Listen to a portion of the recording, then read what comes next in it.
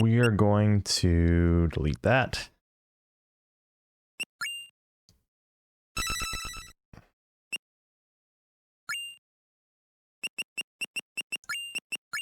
Why not? All right, let's go.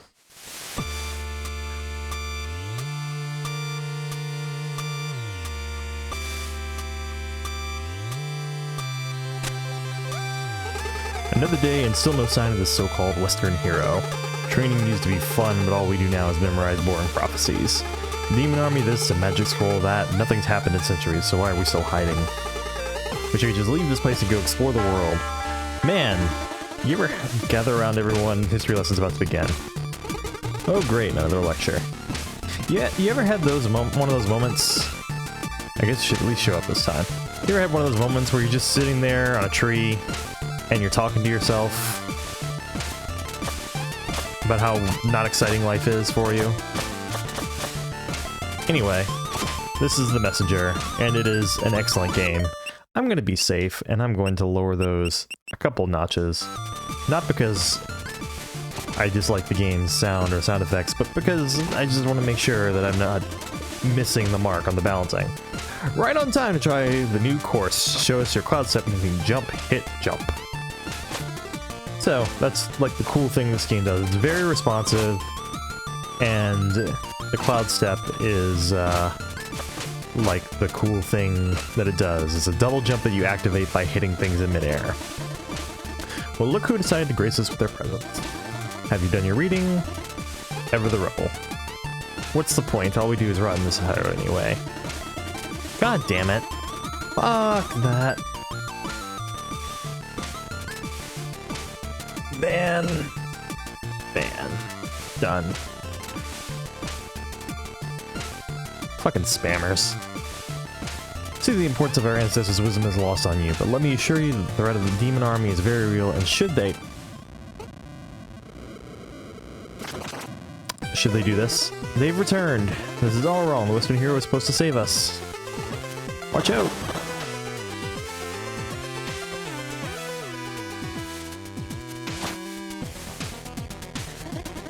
Burn it all. Bring the humans to their knees. Not so fast, big boy. Oh, and who might you be? Are you really all they've got? Pathetic. Prepare to die. Alright. That sound. Impossible. Neat. And in flies the Western hero. Seems luck is with you this day. Ramath Azul. Yes, my king. Keep an eye on this worm. Certainly, my king. Count your blessing, Ninja. My minion will make short work of you in the Autumn Hills. Alright, if they say so. This game's got fun writing.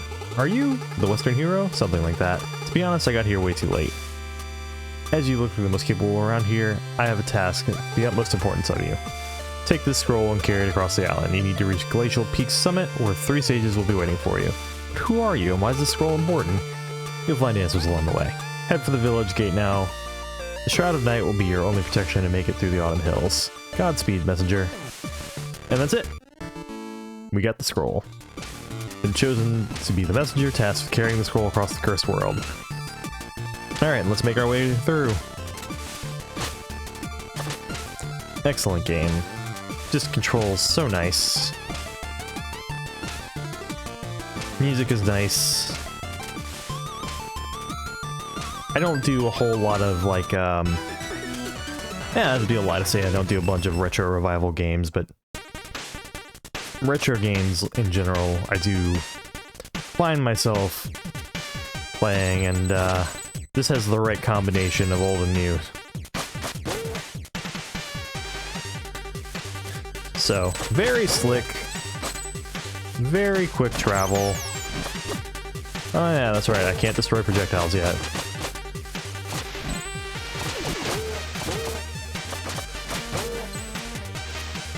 So, yeah, action platformer. I don't play those a whole lot in this, I don't play those a whole lot. So, at least not here on the channel.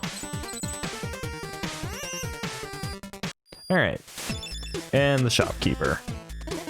Ah, the messenger. I wasn't expecting you so soon. What is this place? This is the shop. It doesn't look like a shop. Do I look like a shopkeeper? Anyways, I'm this mystic character who will be mentoring you and supporting you on your epic quest to save the world. All you need to do is take the scroll to the top of the faraway mountain where 3 sages from my order will be waiting for you.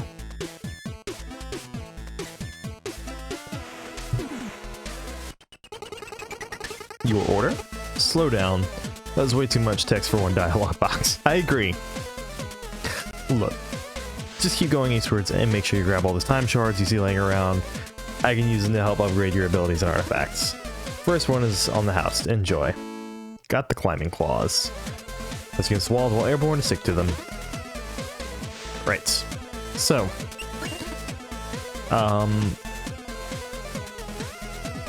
I guess I'll leave it up to any viewer comments I get, if I get any.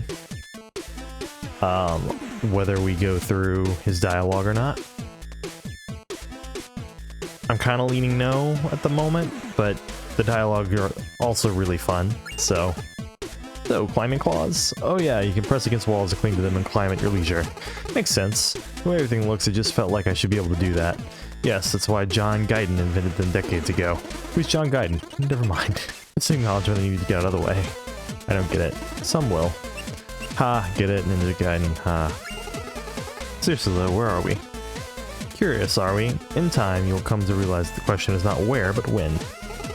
That's it? Listen, I know you're still new to this, but you have to be pretty naive to expect anything other than cryptic information so early in your adventure. Wouldn't you rather go back into the action anyway? Just buy a health upgrade or something and be on your way. Kids these days. We'll listen to his story another time. So, you can either get more HP, or attack enemies projectiles. Obviously get attack enemies projectiles. And let's get his story. Any stories to share? Of course, here's one for you. There once was a servant who didn't know how to read. The day came where his master asked him to read something for her, to which he replied, "I'm sorry, my lady, I can't read." That reply immediately got him fired. So he went out in the streets looking for a tea house to relax and accept the bad news. When he couldn't find any, he reckoned he probably wasn't the only one to wish there was a tea house in a small town, so he opened up his own. It really picked up, so he built many more and became rich in the process. One day, his accountant asked him to review a piece of document, to which he replied he didn't know how to read. The accountant, who couldn't believe his ears, said, "If you became a millionaire without even knowing how to read, just imagine where you could be if you could read." "Oh, I know exactly where I would be," the rich man replied. "I would be a servant." The end. What? I don't see how this applies to my adventure. It doesn't. You asked for a story. More like the long version of When Life Gives You Lemons. Alright. You don't seem to appreciate me sharing some clever material for your next party. I suggest you move along. Alright. He has a story in every new area. And he also has a whole thing about touching his wardrobe. About that you shouldn't. Yeah. Anyway, I'm gonna continue moving through. I'm replayed this game not super recently, but recently enough that I should be able to get through at least the first part of the game pretty quickly.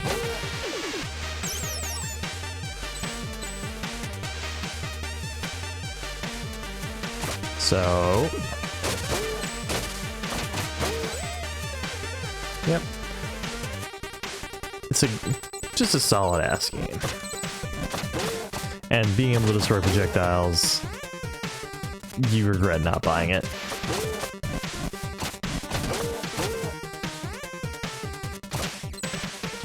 Man, he also feels slick whenever you like use cloud jump or whatever it's called to make a jump. And I also like the water effects.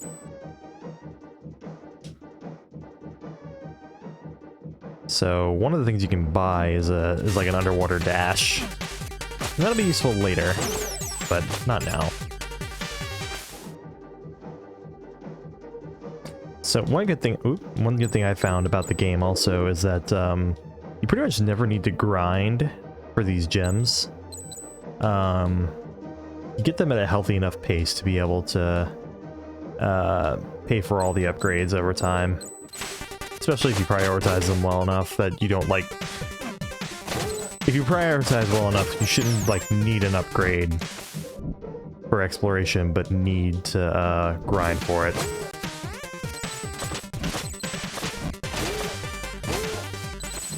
Ooh, gotta grab those. Alright.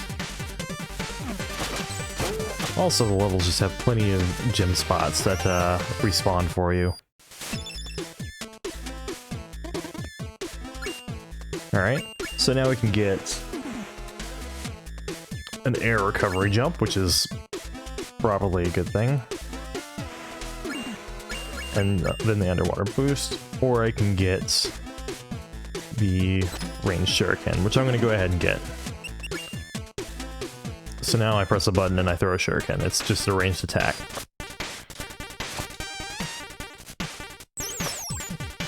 Very good.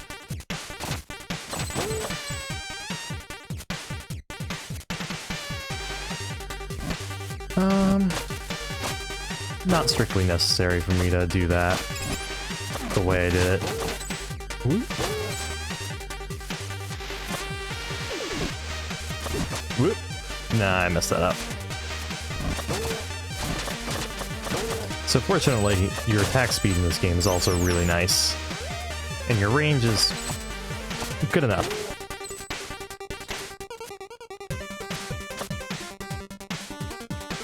So, I didn't even notice the gem symbol, like, at the top of the screen right above my head.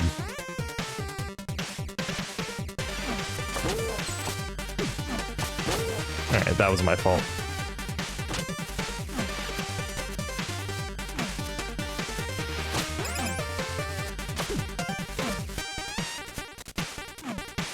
Alright, let's try this again.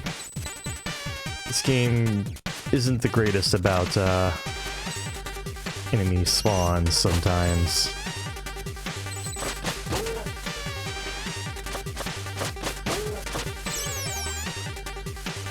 Very nice.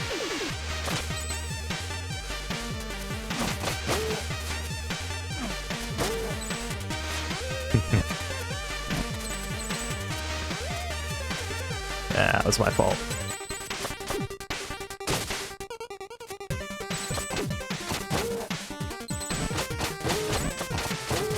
Whoop, there we go.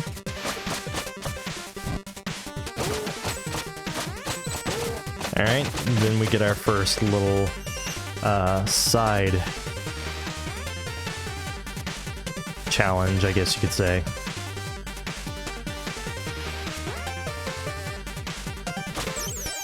So, it's kind of a pain in the butt to get all the medallions in the game, like, quickly.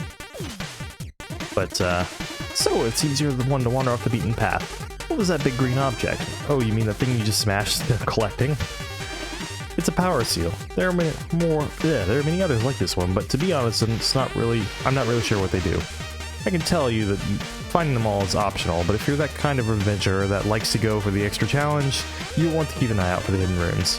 And who knows, it may or may not unlock an overpowered upgrade. Anyway, I'll be in my shop.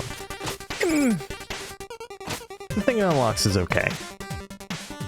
It's not super crazy, but it's also not bad. Ah, there we go.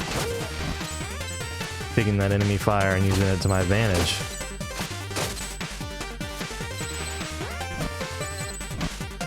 Moving on.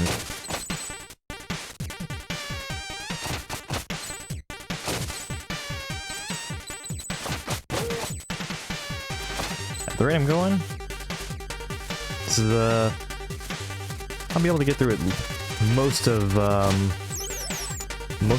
the linear part of the game, shall we say.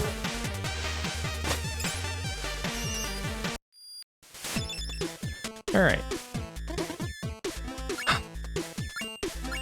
Now I can get the health upgrade, which can cause enemies to sometimes drop health. Or I can get the recovery jump, Let's get both. And he also has a bit about the level boss. Looks like you're almost at the end of this area. Did I forget to mention there's a giant leaf monster guarding the exit? You did. Ha! That's the look on your face. Don't worry, my dear adventurer. That look on your face, excuse me. Leaf monsters only come out during a full moon. Oh, is it a full moon right now? Yes. Oh, that's... I didn't mean to... Well, good luck. Need anything? Alright. Yeah. So this should be... I should be good on this. Now, the last time I played this, I did the deal that you can only do in like a New Game Plus playthrough. That like increases your damage in exchange for not being able to... In exchange for like permadeath.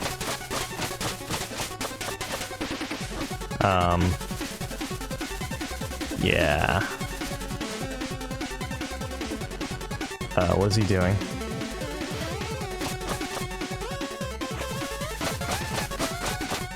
Yeah, that was easy.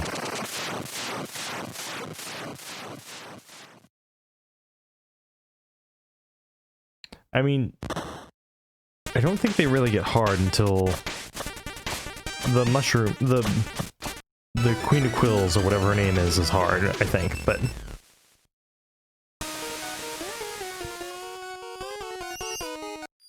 Alright. Need anything? Current area. Forlorn Temple, huh? That's a sad one. How so? Haven't paid much attention during history lessons, have you? Adventurer types rarely do, I get it. So the short of it is, that four-headed monster you would have killed, that would have killed you earlier, if that cooler-than-you hero hadn't intervened, that's the Demon King. He brought his armies to the human realm many centuries ago and destroyed the stronghold, forcing them to retreat into hiding. And he's been sitting on their throne ever since. You mean this is all that is left of the human legacy? For what it's worth, I'm sorry. No way. I'll go and take down that Demon King right now. You wouldn't be the first to try. Well, I can't just stand by while some evil monster gloats over my people's misery. You're still too weak to consider taking on even his second in combat. Even his second in command. I'm going. I bet you can't even make it to the entrance without falling into the pit. Watch me. Oh, I will. And stories. There once was a princess looking for a suitable husband. She sent an invitation to all neighboring princesses, stating that the main trait she was looking for was sensitivity. Contenders came and went, attempting to pass her tests. "You will be my guest tonight," the princess would explain. "All I need you to do is sleep on that pile of mattresses." The next morning, she would ask him how their night was. "I had the best sleep of my life," each would reply, confident they had proved they didn't fear the dark or that they could be easy guests. They were all promptly dismissed. One day, an especially sensitive prince reported he couldn't sleep at all. "I don't know what was up with that pile of mattresses," he went on. "It looked comfortable enough, but when I laid on it, it was like I had a fork stuck in my kidney." They got married the next day. Oh, everyone knows that story. There was a pea underneath that pile, so that someone who's extremely sensitive wouldn't be able to sleep. Yes, but have you heard of what happened after?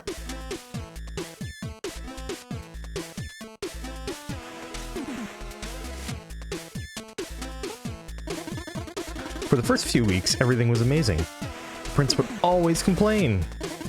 Just the guy she asked for. When the soup wasn't too hot, it's the cutlery that was too cold. When the music wasn't too loud, the paintings were uninspired. And when the clothes weren't itchy, the poems were predictable. Until one day, just like that, it dawned on the princess that she was in a toxic relationship. Not only was her husband a drag, she had voluntarily picked him for exactly that reason. It dawned on her, just like that, how this whole love story was nothing more than two people whose dysfunctions matched like puzzle pieces. Incredibly humble by regal standards, she realized that she was the only constant in all her problems, delved into personal growth, then got a divorce. She lived happily ever after. The end.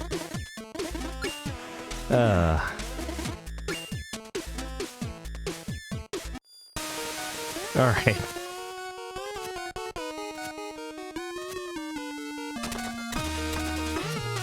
And moving on to the catacombs. Oh, beautiful. Oh, Oh, you scared me. I thought you were an undead. What kind of creature are you? You've never seen a phobikin? Phobikin? We are a tribe of builders. Technically very hardworking, but every one of us is cursed by a unique fear which we are named after. What's your name? Necro. Necro? So you fear the dead and somehow ended up in the catacombs? Ironic, isn't it? I fell while trying to repair the temple ruins above and was instantly paralyzed by all this morbidity. Anyway, thanks for snapping me out of it. I really should get back to work. Alright.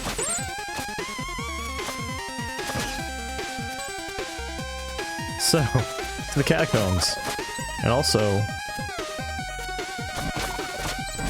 home to a new kind of instant death trap.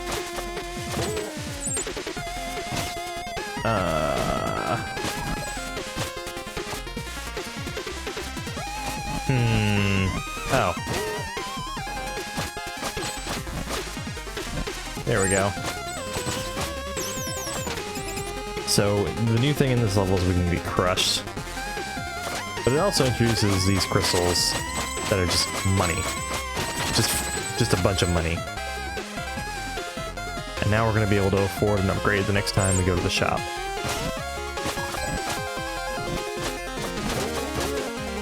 Alright, so that's an instant death. Naturally, we're avoiding it.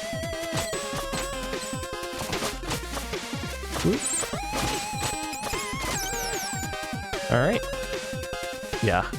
Oh, here we go.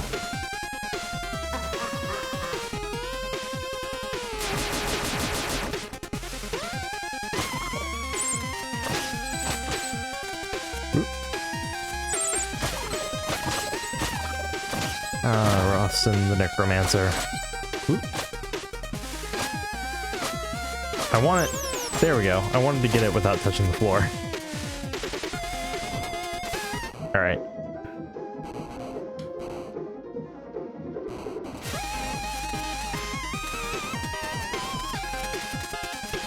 Yeah, just be careful on those. Alright.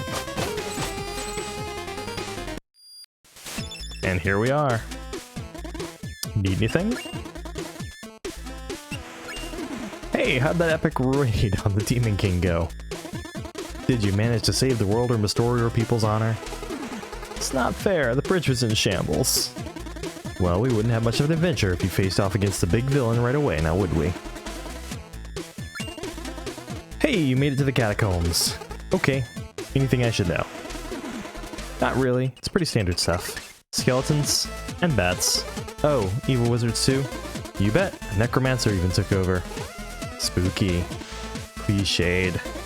I suggest you get this area out of the way. There are more original ones lined up. What do you do here? I study magic. Can you teach me? Not really. Why not? Because you're not ready.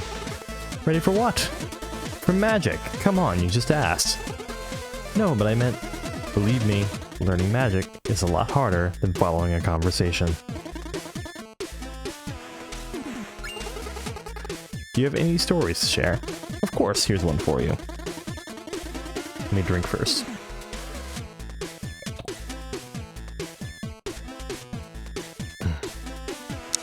There once was a poor old lady who had nothing in life save for a small shack and a pear tree.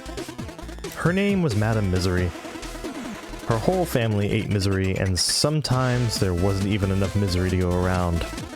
One day she was visited by a starving beggar who asked whether she had any food to spare. She didn't, but her heart was as big as her situation was unfortunate. So she served the beggar a few clumps out of the tasteless broth she had simmering, then invited him to help himself to a few pears. The beggar removed his cloak, revealing himself as a deity. He was disguised as a beggar to see whether there was any kindness left in the world.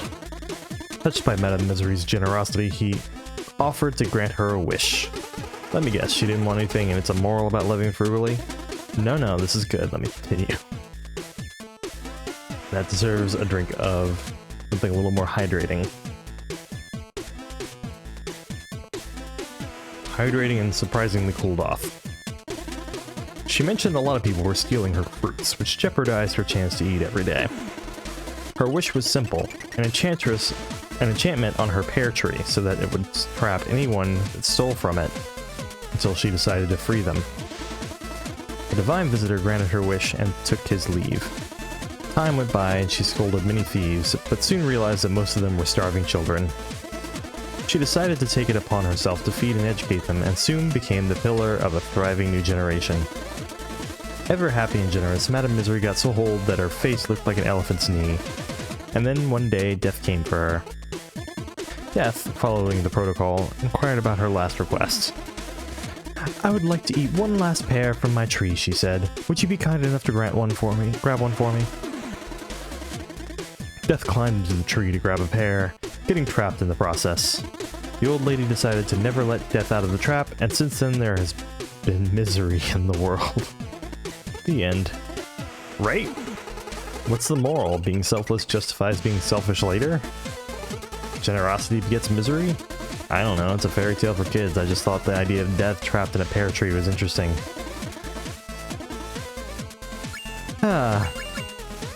And now I have the underwater dash. So I think that's the next one I want to get. And that unlocks... Yeah. Very nice.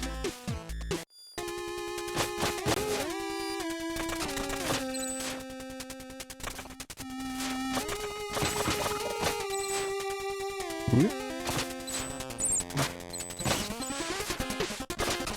There we go. Oh, hold on. Let's see, was it X? Yes, it's X. Alright. A room filled with instant death traps. Not very good instant death traps, mind you.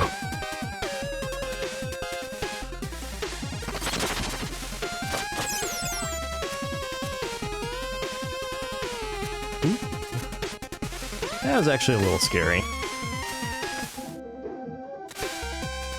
Okay.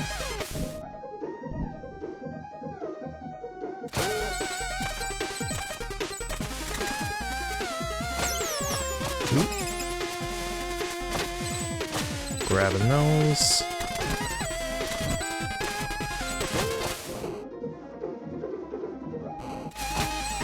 I do like the underwater effect, but it's a little annoying right here, not gonna lie.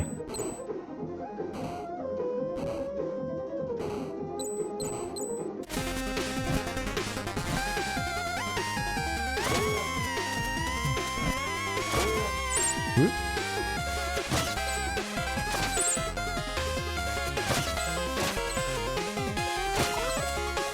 Continue. Whoop. That's another thing. Just moving in this game feels nice. It's great just to be able to move around. Ah.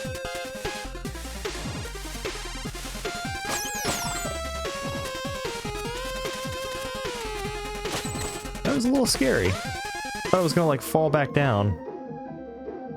And that's why the underwater dash is amazing.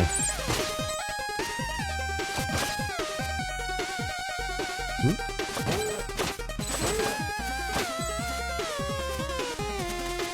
Oop. Nope. Ah! It might be that guy's lucky day.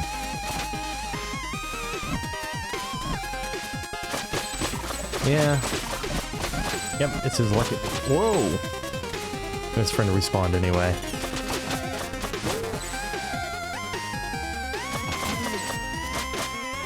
The wizards are probably my least favorite enemy in this game. Just because all you have to do to make them really, really, really annoying is put more than one in a room. Just by nature of their moveset.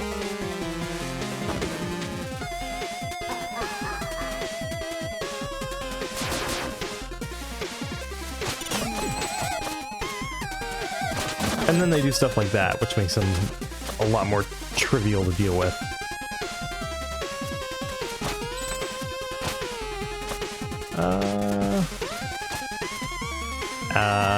Oh well. Sad face. Don't get to hit that candle.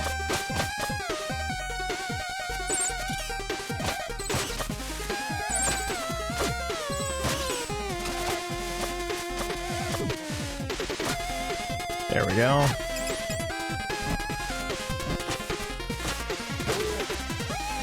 I completely forget about the shurikens sometimes. Just because your melee is usually good enough.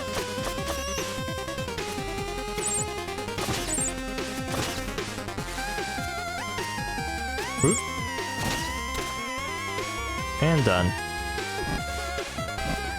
Yeah. The first playthrough of this game, you probably die a lot more than you do your second time through a lot of the areas. And it's overall, I'd say, got a pretty good difficulty balance.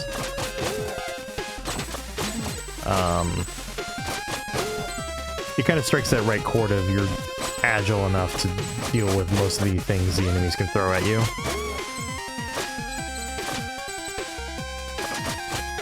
Wow. We're pretty close to being able to buy... We're going to be able to buy another upgrade before we get to the next shop.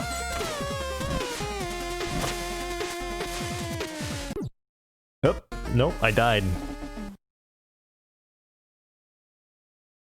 Oh, a new customer. First death. What happened? I almost died just there. Strictly speaking, you did. Huh? But how? My name's Quarble. Quarble? At your service. I'm the one who you never would have met had you any skills. The gist of it is, I have a magic ring that allows me to control space and time. So whenever you're about to die, I will appear to stop everything until I port you back to the latest checkpoint. Okay, what's the catch? Well, for one, you'll still feel agonizing pain every single time. Also, I'm keeping track of your debt in my little notepad. So I'll stick around to steal your loot until either we're even or I am bored. I mean, I can let you die if you prefer. Seems we have a deal.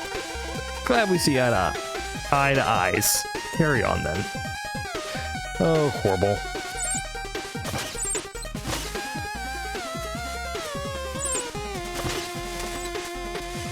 So he's fun. Of course, if the enemies would drop more of the shards, then I could pay off my debt faster to him.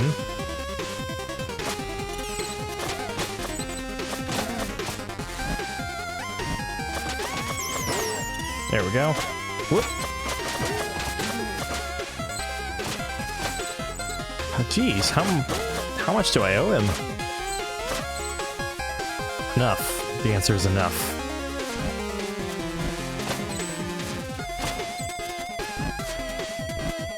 Oh, I don't have any shuriken. I would have used the shuriken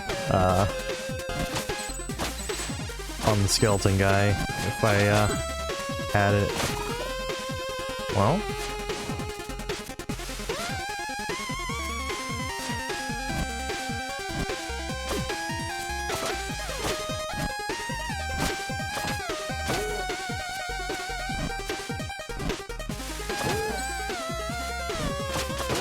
Just trying to be careful now. I don't want to die too much. Ah, there we go. We're about to fight the boss now. Need anything? First, let's get the hit points. Level boss. I believe you've reached the Necromancer's doorstep. Any advice? Very little's known about this villain. Okay, so no advice? Dodging anything that looks like evil magic would be a good start.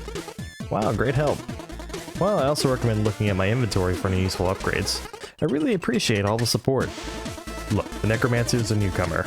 All we know for now is that he plans on taking over the world with his undead army. All we know? Sorry, I meant all I know. I'm totally on my own here. What do you want to chat about? Alright. We'll mess with the wardrobe eventually. And with this army of undead, everyone will soon fear the mighty Ruxton. What now? We have a visitor. I don't have time for visitors. It seems to have time for you. Oh, great. Just when you think you get to play with our evil lab. Do I have to remind you who's in charge here? Now say something threatening and try not to embarrass us like you did last time. Oh, I've been practicing. Watch this.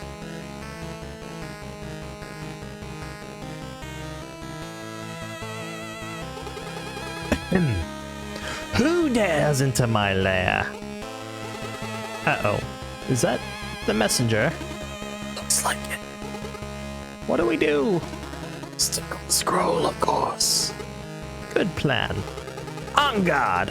Face the mighty might of Ruxton the Great. I should have rolled my R's. I'm not very good at rolling my R's, though. Wow, so hard. Much challenge.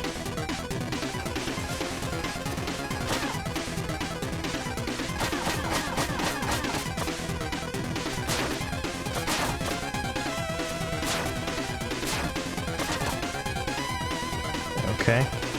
Yeah.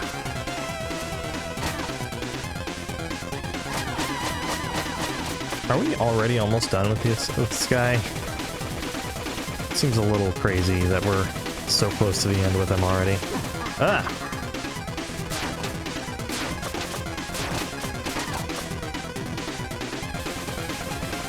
Ah. Oh! So in theory, it might actually be possible to cloud jump up to him.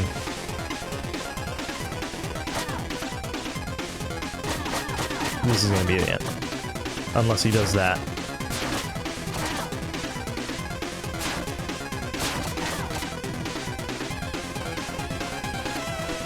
Really dragging this one out. There it is.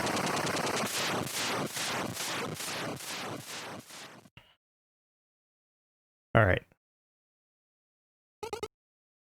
I yield! Wait, I don't. It's over. This evil thing is clearly not working out for us, no matter how many skulls we slap onto ourselves. Any suggestions, then? I'm listening. I don't know, just something else. Like what? Introspection would be a good start. What has all this brought us, really? Ridiculous. I'm sticking to evil. Oh yeah, and how are you going to accomplish anything if I'm not carrying you? Well, I could... Yeah, that's a good point, actually. It's settled, then. Carry on, messenger. We promise not to cause the world any harm.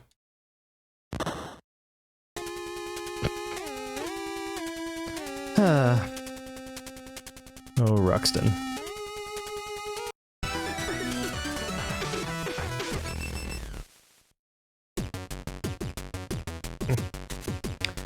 And now, the meme level.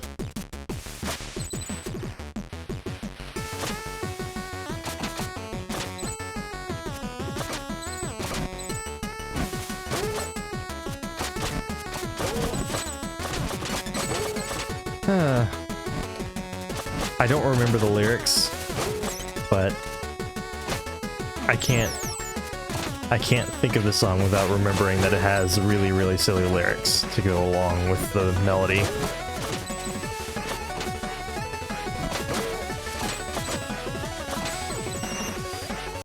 Damn. We got here just in time for my favorite part of the song. Need anything? Yeah, we're a little ways away from the upgrades. Bamboo Creek. That must be a sight for sore eyes after your trek in the catacombs. Sure is. Do make the best of it. This place is as close to a day off as you'll get on this adventure. I'll try, I just didn't know something so cheerful existed. I guess that says more about your mindset than about the world. What are these crystals I'm collecting? So you're a touch the unidentified magical object first and ask questions later kind of guy. They're time shards. You can use them to augment your abilities. How does it work? Exactly the way we've been doing it so far. You collect what you want and give me the required amount of shards so that I can do my thing. I meant the spell itself. It's complicated. but I'm curious, and I'm busy. Alright, story time. Of course I do, but now's not the time. Why not? You're in Bamboo Creek. This is as sunny as it gets in this here cursed world. So I suggest you take the opportunity to play outside. Bye now. Alright.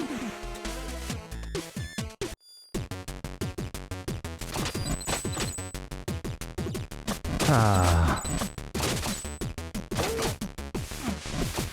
Whoop.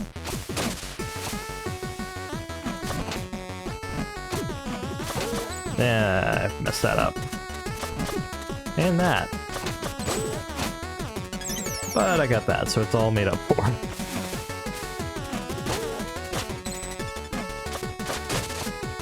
Yeah, so Bamboo Creek, I think, is where things start to get a little harder, or like in terms, I think the platforming gets harder, but you know, it's also the third level, so.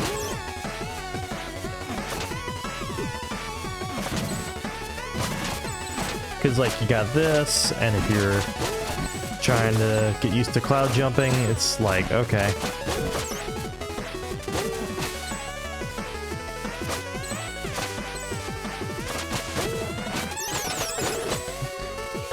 I prefer the game, this song a lot more once it moves past its main melody.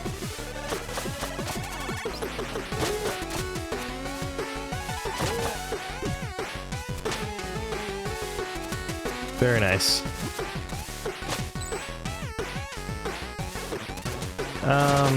This is an area that's going to be relevant later in the game, but not right now. But I can still get money out of it.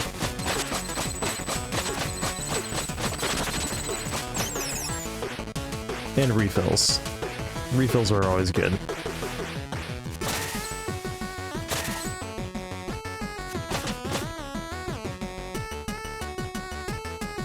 It's one of those melodies that I hate, but it's also, like, objectively catchy. And I struggle to use the word objective, unless I really mean it.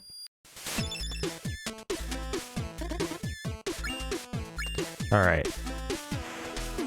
Serendipitous Minds.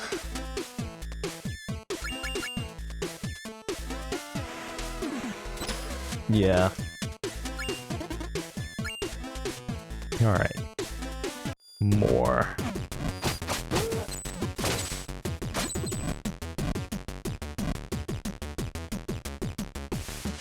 And under that... I'm confused. Was that supposed to be, like, challenging?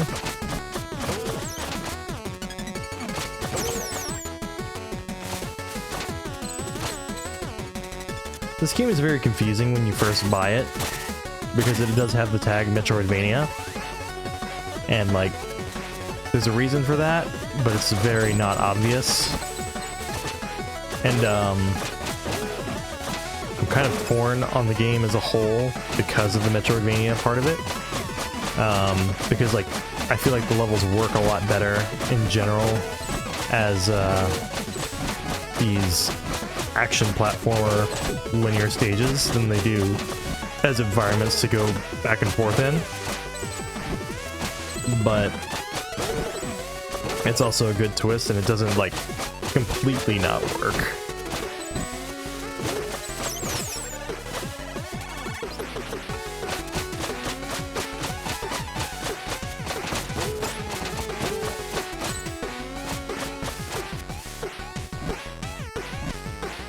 And down we go.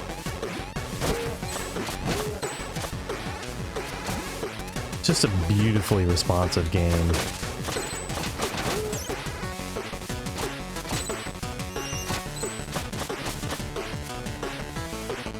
And down, back down, here we go. Ooh.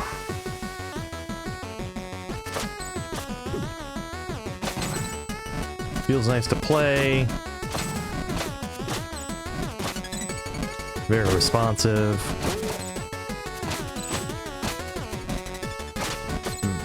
Precise. but also forgiving.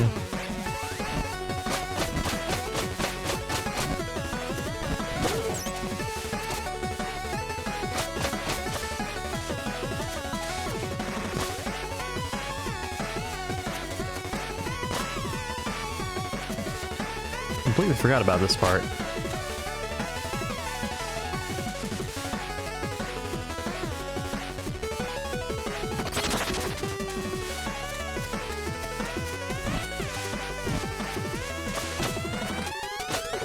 No chance I'm not gonna try climbing.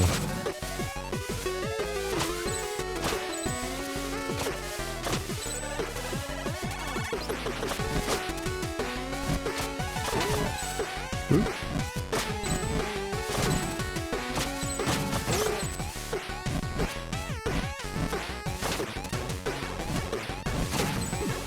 Aha!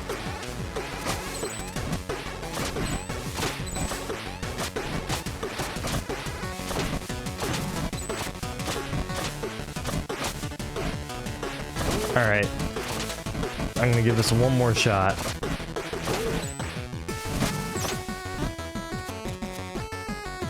Ow. Are those worth it?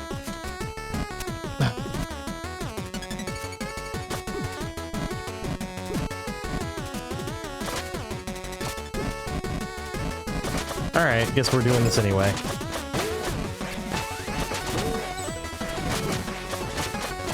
I also need to watch my health a little more.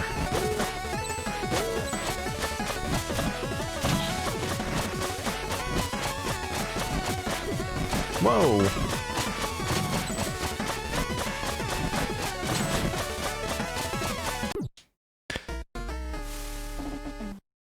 That actually makes me a little mad.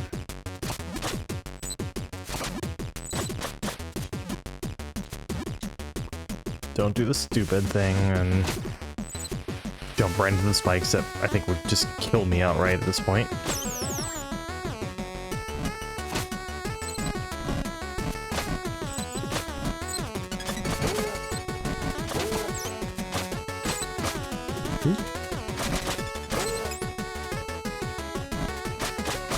And back up we go.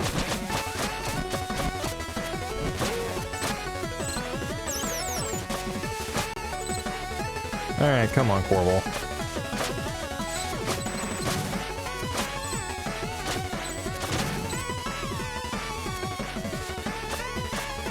The nice thing is, as long as you're not just terrible, you probably will,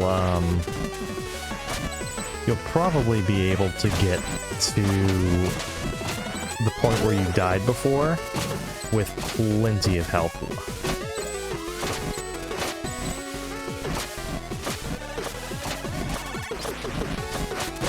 Ah, damn.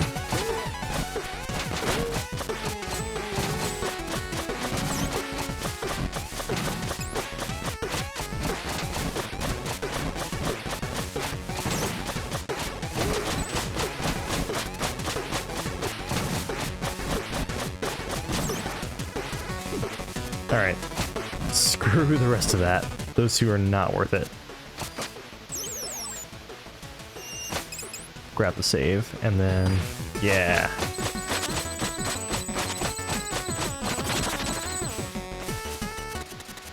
Almost 250. And there's no boss. Spoiler alert. So I guess the boss is up next. Boss in Bamboo Creek, that's a good one. Well, with the layout, you know, perfectly centered gates, symmetrical lanterns, no scrolling, I just thought, look, you're perfectly free to hallucinate patterns and try to make sense of them, but I believe I told you this place was like your day off. So? Well, would you fight a boss on your day off? Exactly. I don't know, it sounds like a good time to me. Oh, I need 250.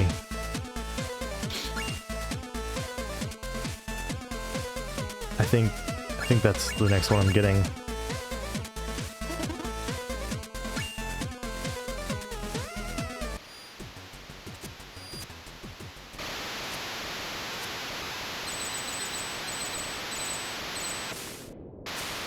Very nice.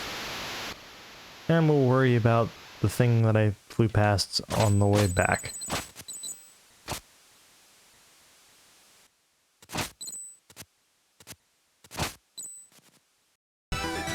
to the Howling Grotto. One of my favorite levels. Well, one of my favorite music tracks in the game. The level's alright.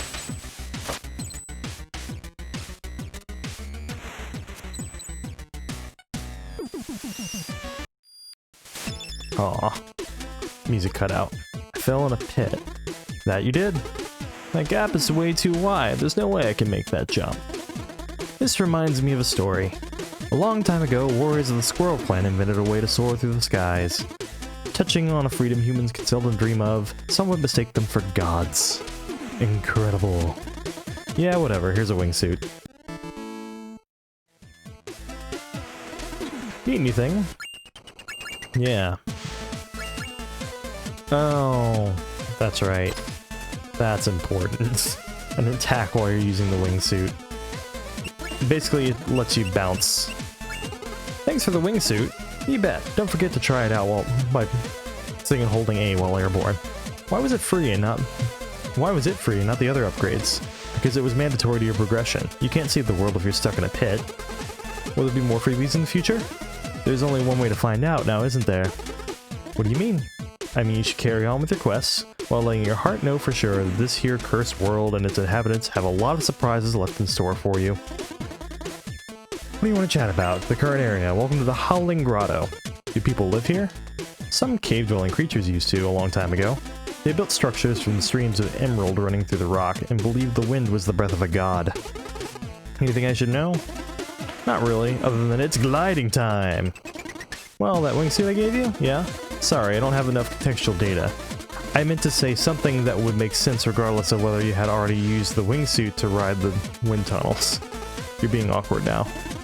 What's wrong with you? I gave you something that virtually lets you fly and you'd rather stay here and chat? Point. Let me take another drink before the story. Hydrating. You have any stories to share? Of course, here's one for you. There once was a king who had a pretty rough time managing his emotions. Experiencing nothing but extremes, he would always feel either too excited or too depressed, which caused him to never get anything done. Just as he was about to lose all hope of getting his life together and be a viable ruler for his people, he was visited by a traveling relic hunter. To rid the king of his woes, the relic hunter gave him a magic ring, promising it would make him sad when he is happy and happy when he is sad. It worked like a literal charm, and the kingdom became very prosperous as a result. When the king passed away, the castle's wizard promptly grabbed the ring to finally try and understand the source of its power. As it turned out, the ring wasn't magic at all. How could a non-magic ring make you sad when you are happy and happy when you are sad? Any guess? Not really. In a small inscription that read, "This too shall pass." Whoa, that's deep. It's more than deep. I just gave you the cure for anxiety through a fairy tale. Thanks, Shock Peeker. Hey now, don't push it. I don't like that cure for anxiety thing. That joke just did not land. Anyway, we have a wingsuit. We can fly now. So that's cool.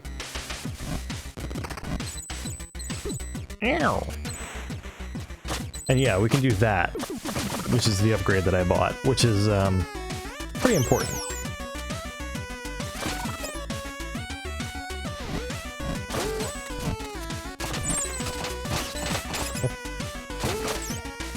Oop.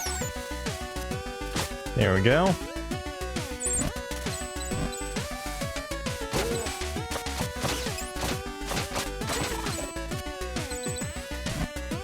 Oh, hello. You need to fuck off over there. Alright.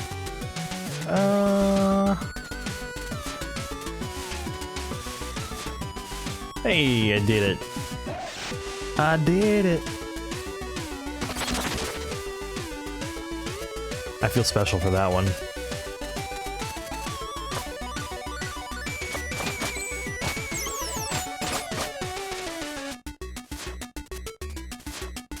Oops.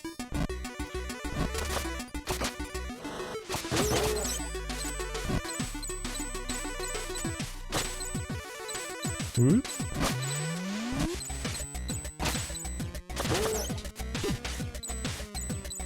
No, no, don't do that to yourself. Excellent. Hey! Hope I hit a save point soon.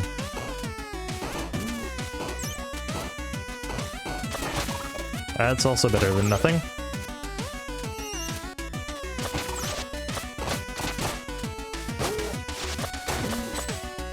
There we go.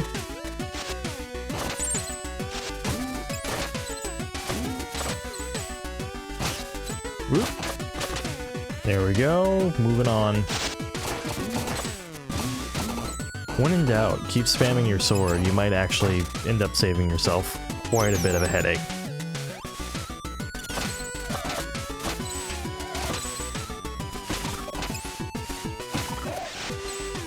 Very nice.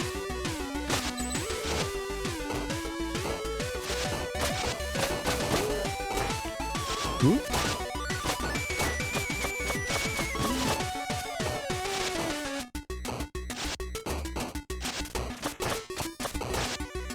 Ah, damn it.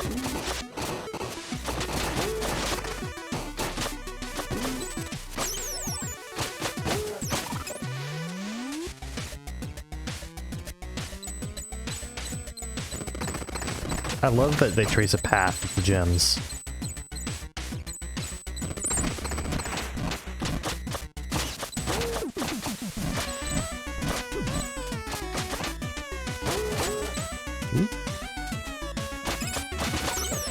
Oh, that's cute. There's water there. Oop.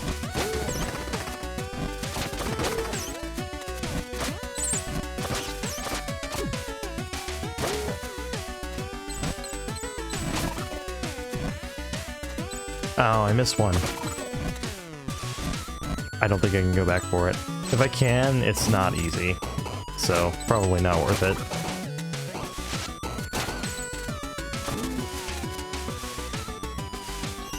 Alright.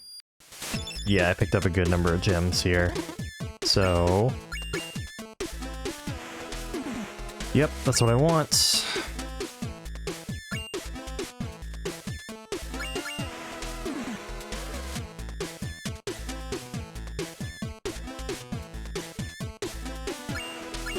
I do want to get that one. Generally speaking, you're fine if you just get them in order of least expensive.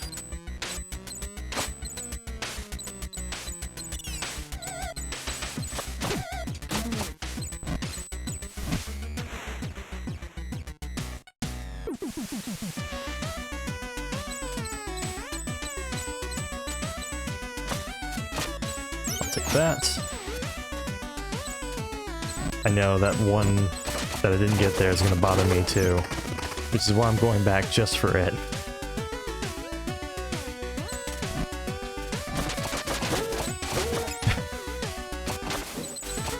There we go. Obsessive compulsive tendencies, it's all theme 2.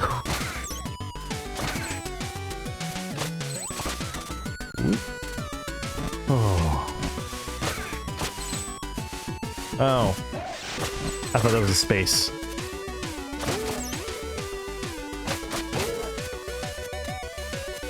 There we go. Come on.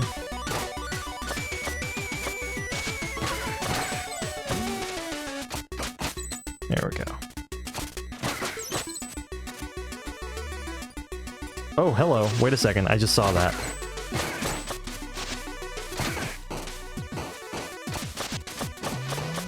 That is totally breakable.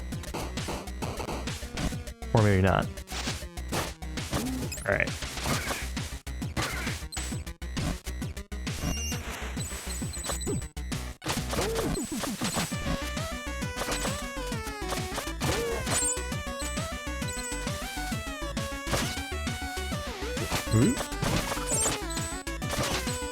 None shall survive.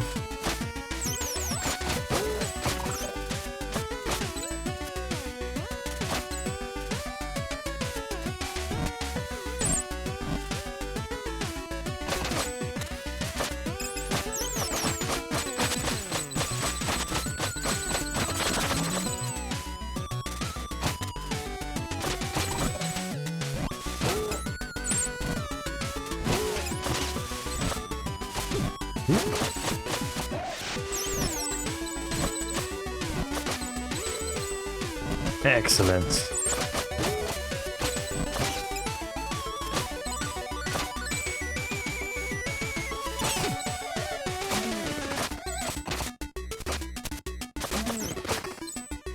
Oh, I missed one. Whoops.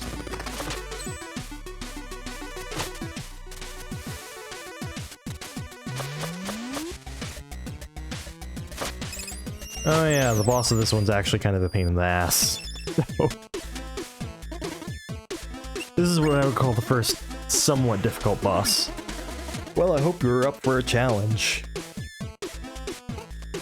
Why? Because something big is up next. What? Well, let's just say you're about to fight someone who understands the best defense of a good defense. Who? I wish I could tell you. Anyway, your 3 questions are up. Carry on. Since when is there a 3-question rule? Hey, that's 4 now. The shopkeeper. Alright, here we go.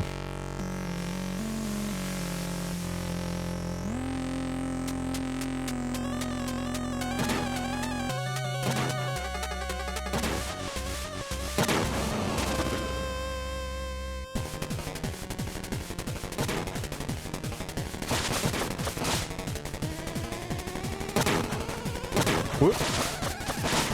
Didn't quite play that right.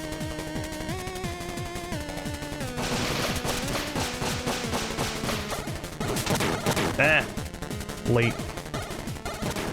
I will say, this boss also has the coolest, second phase. Well.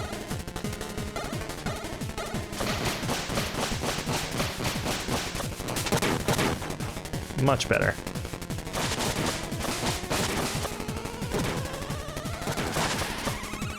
Oof. I'm probably not gonna make it.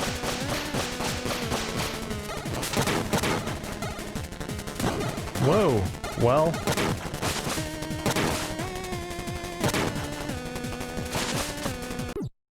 Yeah, that was my fault. Alright. That doesn't surprise me. Relearning the timings and everything for this boss is always a bit of a challenge for me. I wish I didn't have to watch this every time, though.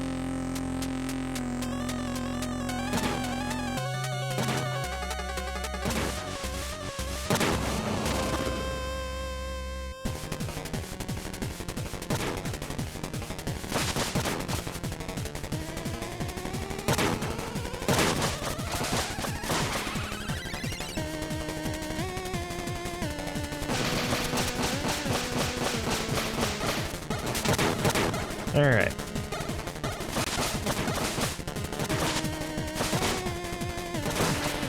Very nice. Once I remember, it happens pretty quick.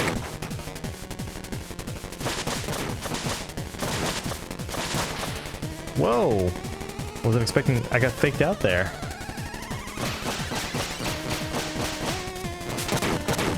Ah.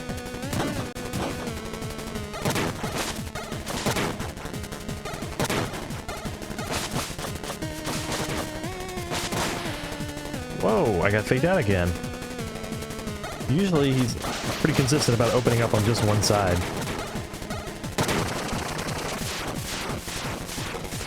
And now the real fun part.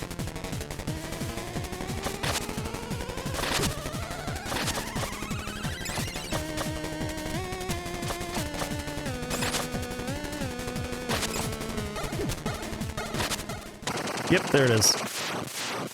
Much smoother. Much smoother than the first attempt. Like, thanks for destroying my golem? Well, you attacked first. What are you talking about? I've been digging through these caverns for centuries and you just randomly engaged. No way. Way? No way. You know what? Fair enough. I see how you could have thought that was a threat. I guess my survival instincts kicked in a little too fast. I understand. All good. Look, I'm sorry I destroyed your golem, okay? Don't worry about it. I mean it, I'm sorry. It's alright. Honest mistake. So, how do I get out of here? All just the wind for you. Good luck on your quests.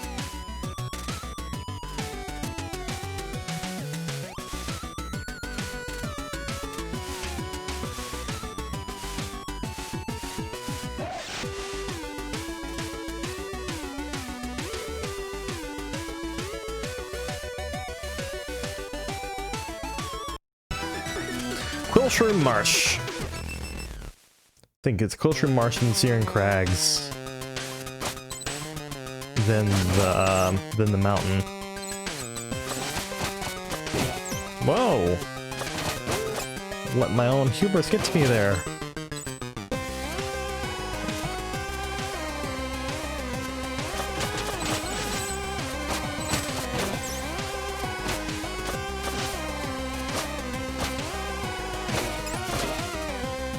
Let's see. It's not here, is it? You know what? I'm not gonna bother. There's one of these places where you can just drop down into the marsh, quicksand or whatever, and sink down, and there's a room instead of it just killing you. But I don't remember which one it is, and I don't feel like wasting the shards that it's gonna require to find out. For all I know, you might not even be able to do it in A, the past, or B, before you get the map.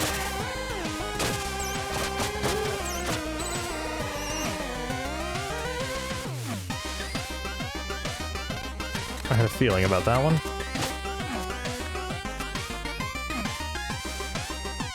Before we go there,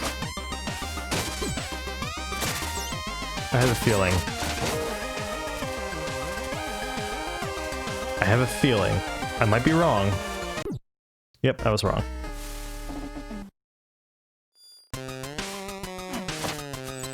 Alright. Let's get some health back. I'm leaning on the side of it's not available until you get the map. Whoop.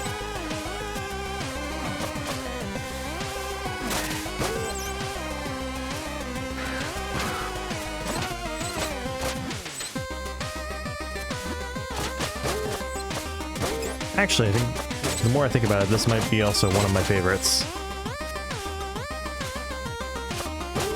And like, of the tracks in this game, I think the first areas, not the Ninja Village, but the forest, whatever it's called, I think that's like towards the bottom of my preferred tracks.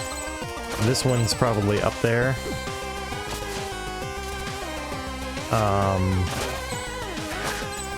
And like, I'm not sure if I should put Bamboo Creek high or low, because I kind of don't like it, but I also have to kind of acknowledge that it gets stuck in my head, and there are parts of it that I do like.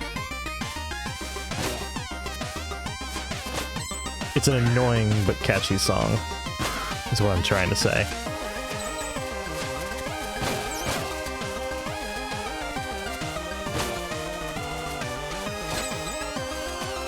Yeah, I'm just gonna keep going past those guys.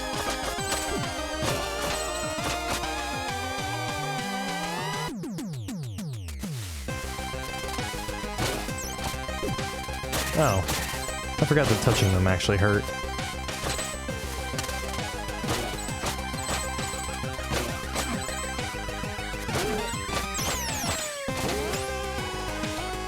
Well,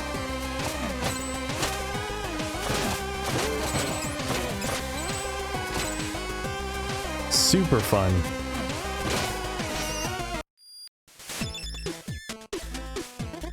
Need anything? I still can't believe you defeated the Emerald Golem. Did you get a chance to understand its motive? That thing wasn't evil, it was just digging away. What? You mean all those messengers that were killed? All a misunderstanding. Wow.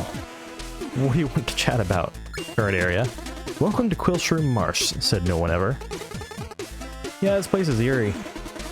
Tell me about it. I once had to look through the mud for an artifact. Gave up pretty quickly. What happened to this area? Legend says it used to be ruled by a monstrosity called the Primal Fear until a brave monk defeated it. Both were very mighty indeed, but with its final breath, the Primal Fear cursed the monk forever. Cursed? Legend also says the monk still roams the marsh to this day, turning any trespassers into fungi. Oh, great. No one knows whether any of that is true, but yeah, I'd pick up the pace if I were you. Alright, story time.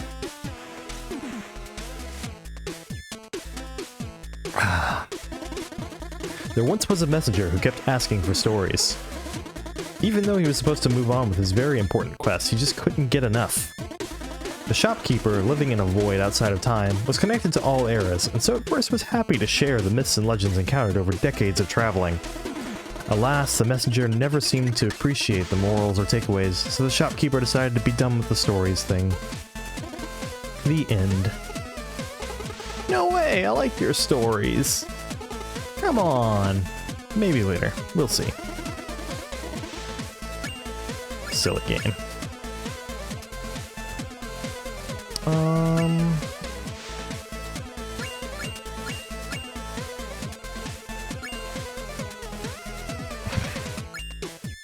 I think I'm gonna wait on meditation. Like, I'll get that later. Because that's gonna be more important, and that's also gonna be more important. I mean, you could just not die, and then the Corbel-related upgrade is completely irrelevant, but I'm not so good as to think that I will never see Corbel again, so...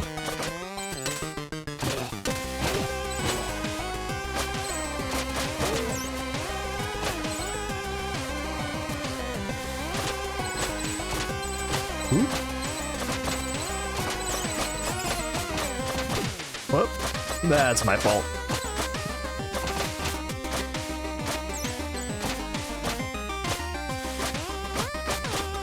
And that's why this is so handy to get.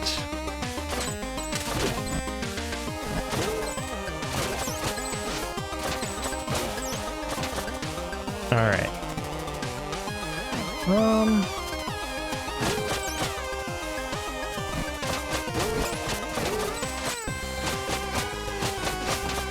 Whoa, hey. Calm down a little bit there, buddy.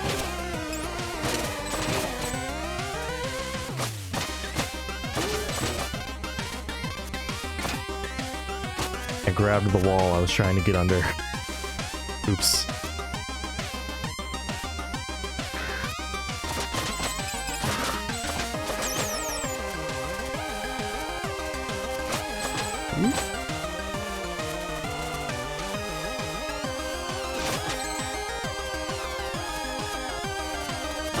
Good job, idiot.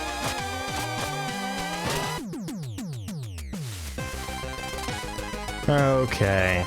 We're getting close to the end of the Quilt Shrimp Marsh, right?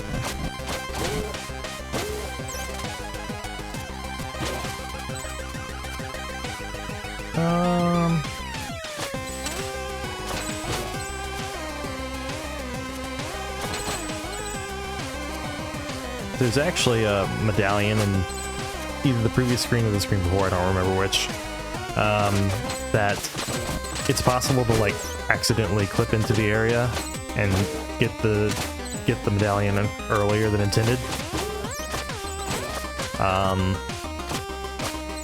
I'm not going to count on myself being able to do that though.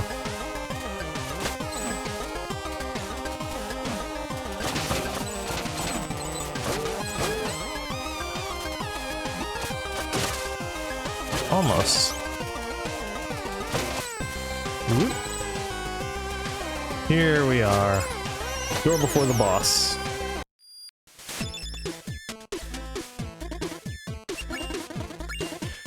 Be careful, I sense a fallen up ahead. A fallen? It's how we call messengers whose quest comes to a tragic end, their power corrupted by demon magic. Why are you so serious all of a sudden? Because it doesn't get more serious than a rogue messenger about to unleash on you. And with these stories about a monk, if it really is that one monk, what are you talking about? About you meeting your match. Good luck. Alright. Now here's a boss fight. Oh, that reminds me. I actually have the money for the next upgrades that I want.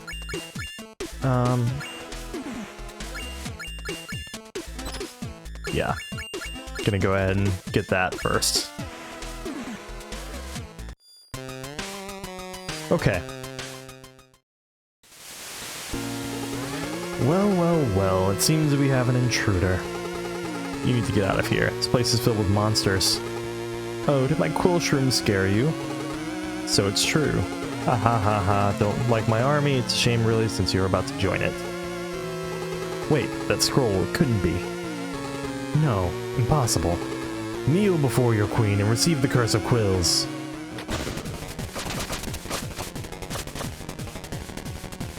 Oops.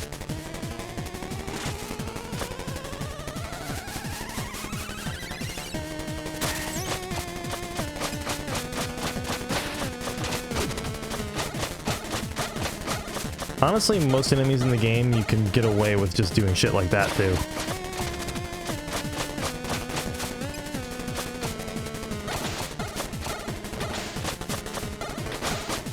Wait, that works? That's the first... I've learned how to dodge an attack of this boss, and it's a big deal to me.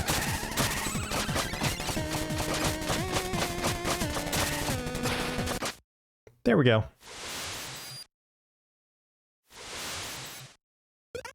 Now wait a second. Who do you think you are? I'm Quilble. Quilble? This name makes no sense. Why have I never seen you before? I was exiled a long time ago, when I got cursed along with my messenger. That voice, are you... out of here? You bet. See ya, sucker.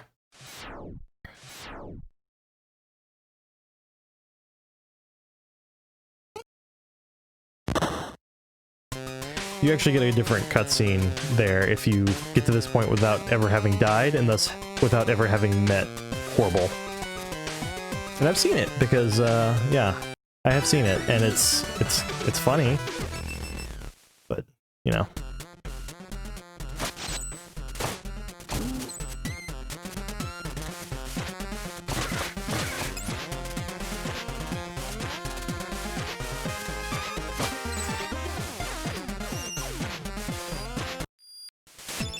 I'm gonna go get myself more tea in a moment. Congratulations, you made it to the base of the mountain. Almost there. You know what this means? I don't know. Does it mean you have another dialogue trap for me? What? Oh, so you're just going to try and steal my character like that? I guess you think you deserve a prize? No. Well, you do. Plus, you'll never be able to make the climb without the rope dart. The rope dart? Don't overthink it. Everyone will probably end up calling it the grappling hook anyway. Here. I mean, it's more of a hook shot, but... Need anything? So, thanks for the rope dart? Oh, did you think that was an awkward interaction? You could say that. Clearly you never had to tell your boss that your little experiment went wrong, permanently impacting one of your colleagues. Hey, I heard that! Anyway, you can use it on rings, lanterns, walls, and enemies. Go nuts! What do you want to chat about? The monk? About that monk. It is as I feared. Our most promising messenger did not die, but was instead cursed forever. She became the Queen of Quills. How'd that happen? This is a tale for another time. I mean... he literally told us about it. Whatever. Alright. Drink this. Finish this off. Then we'll tell the story. Then I'll go get more tea. Then we'll continue.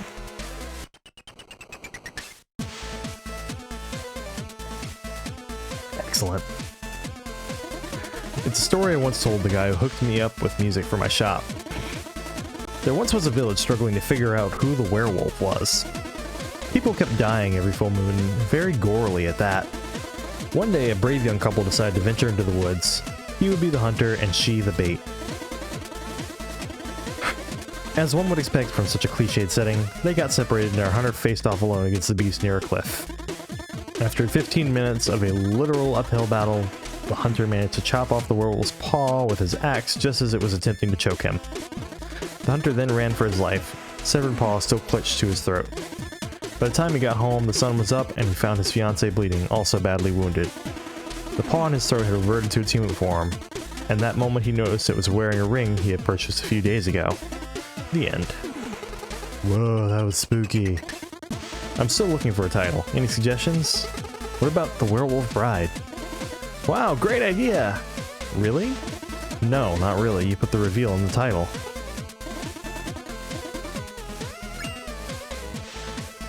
Alright, I'm gonna go get more tea.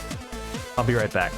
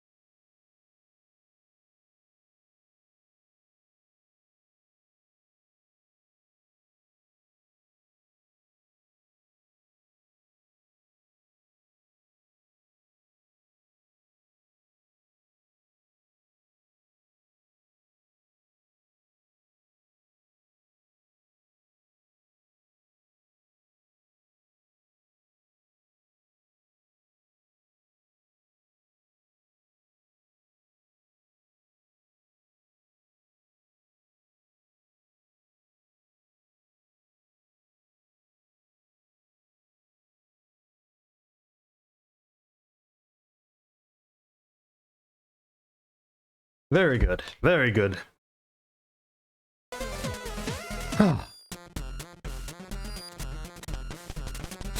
So the rope dart.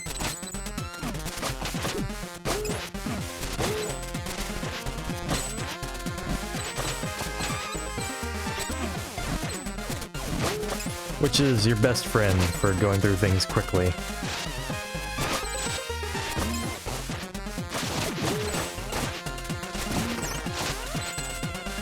Oh, what a fun item.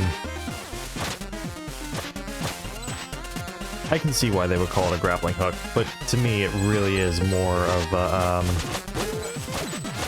hook shot.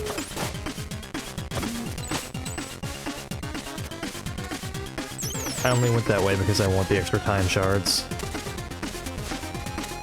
Ow.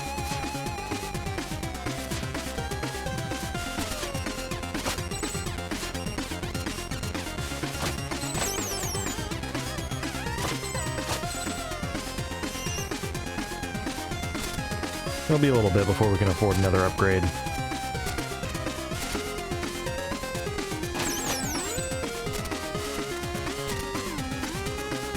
Ah, so much fun.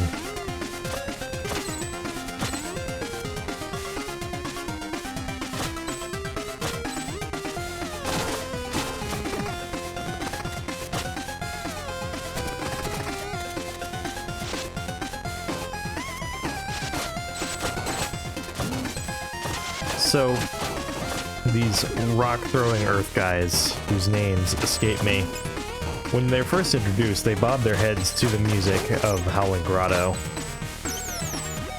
And I don't think this doesn't have quite the same feel to it. Not quite the same beat, so their head bobbing just doesn't work as well.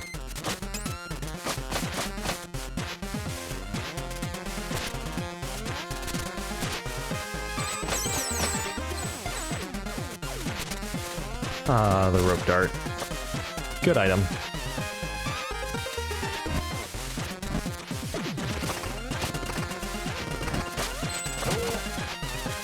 Whoop.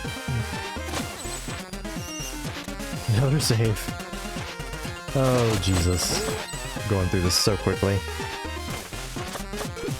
Whoa! Now, I am much less familiar with the second half of this game, or half, quote-unquote. Really like the second the last 3/4, because the linear part is really only about 3/4 of the actual game length.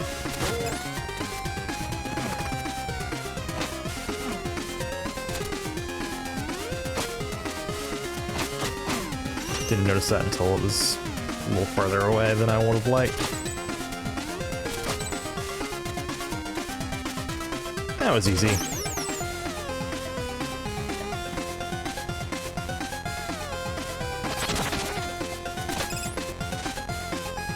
And back we go.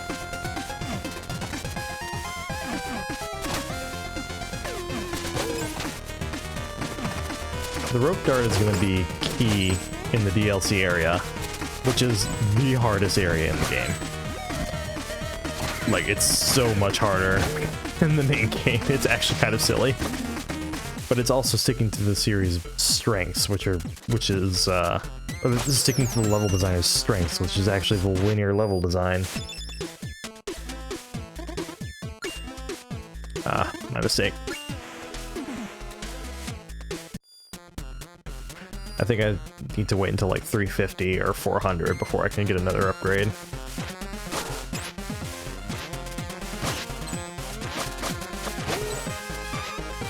Ooh.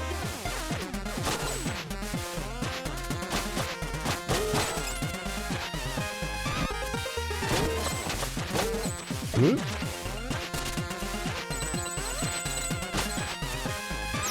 Very good.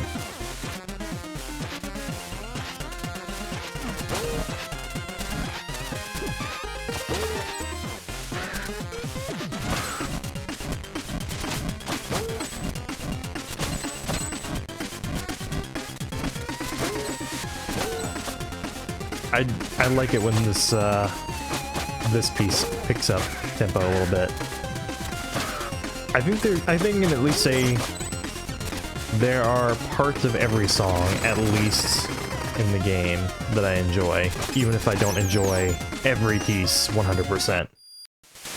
And even the parts that I don't enjoy, I can at least like feel like I admire a bit of it.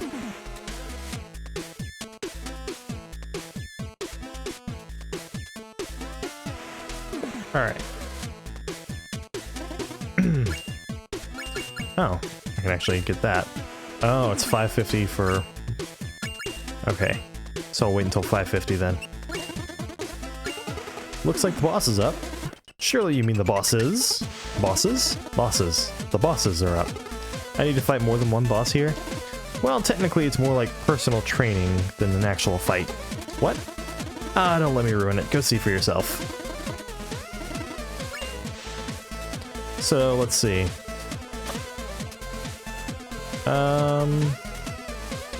We'll touch the cabinet in the next area. Another day, another stew simmering. Oh yeah. Mountain life is a blast, but I miss seeing adventurers pass by. I hear ya. Remember humans? This is probably... If I was to put on a voice for them, it would be something very different than what I'm doing right now. You bet I do! They were almost as interesting as obvious foreshadowing. Oh look, a human! Who would have thought? Blech. It's like... Ugh. Middle school level writing. Yo, Coloss! Check this little guy out. Whoa, susses! See that scroll? Hey, listen. Hey, little guy, are you the carrier? Don't be silly, susses. Everyone knows it's the runner. You're confused, Coloss. I'm pretty sure it's the envoy. No, you misconstrued, susses. It's actually the emissary. Come on, Coloss. I think I remember being the courier. Seriously, susses, how about we agree on the message bearer? Can do, Colossus. Want to test the message bearer's sportsmanship? I thought you'd never ask, susses. Let's see what you've got, little guy.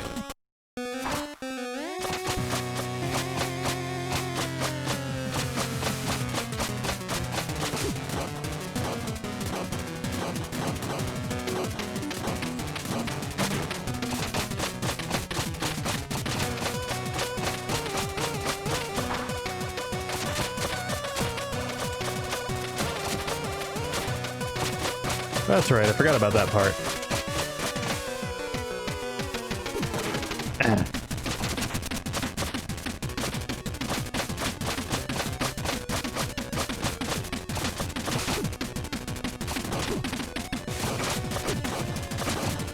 I'm gonna die. Yep, there it is. I'm pretty sure I was about to actually beat him.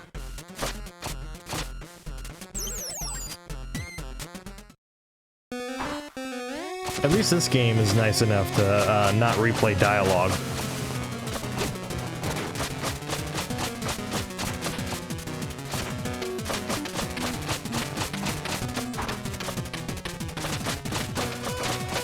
I mean, it's a pretty simple boss fight.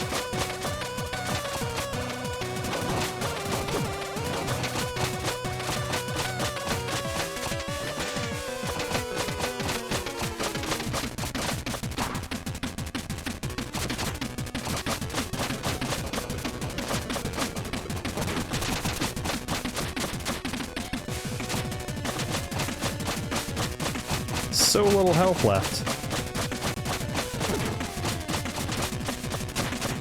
Oh, come on.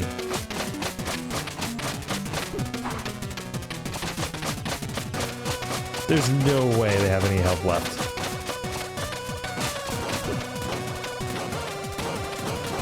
I'm gonna die.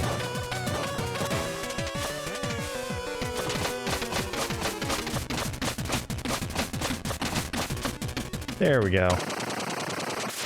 I had one hit point left.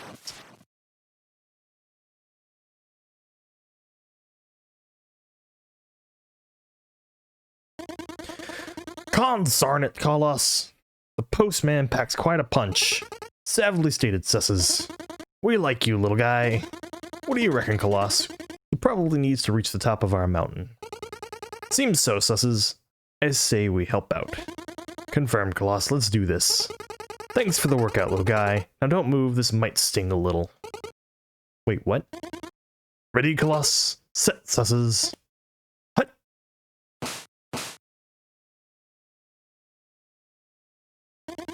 Well, I'm hungry now. Shall we snack, Colossus? I dissent, Susses. We promised not to eat until our power thistle was ready to be added to the pot. I forgot completely, Colossus. Surely its magical properties will make us even stronger. It will be succulent, Susses. It will be con carne, Colossus. Let's sit by the stew until the thistle is fully grown. I would not recommend leaning against a hot pot like that.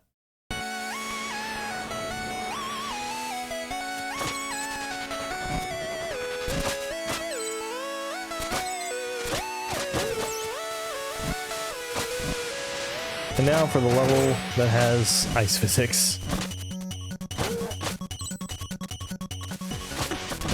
But in my opinion, one of the stronger overall music tracks also.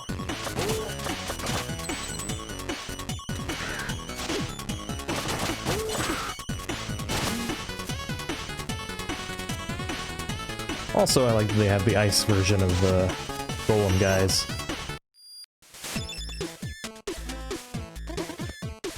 Alright. I'm finally near the mountain summit. Looks like my adventure is about to come to an end. Clearly you haven't watched the trailer. Pardon? Never mind. Hey, it's cold and slippery out there. Be careful. Alright. As tradition.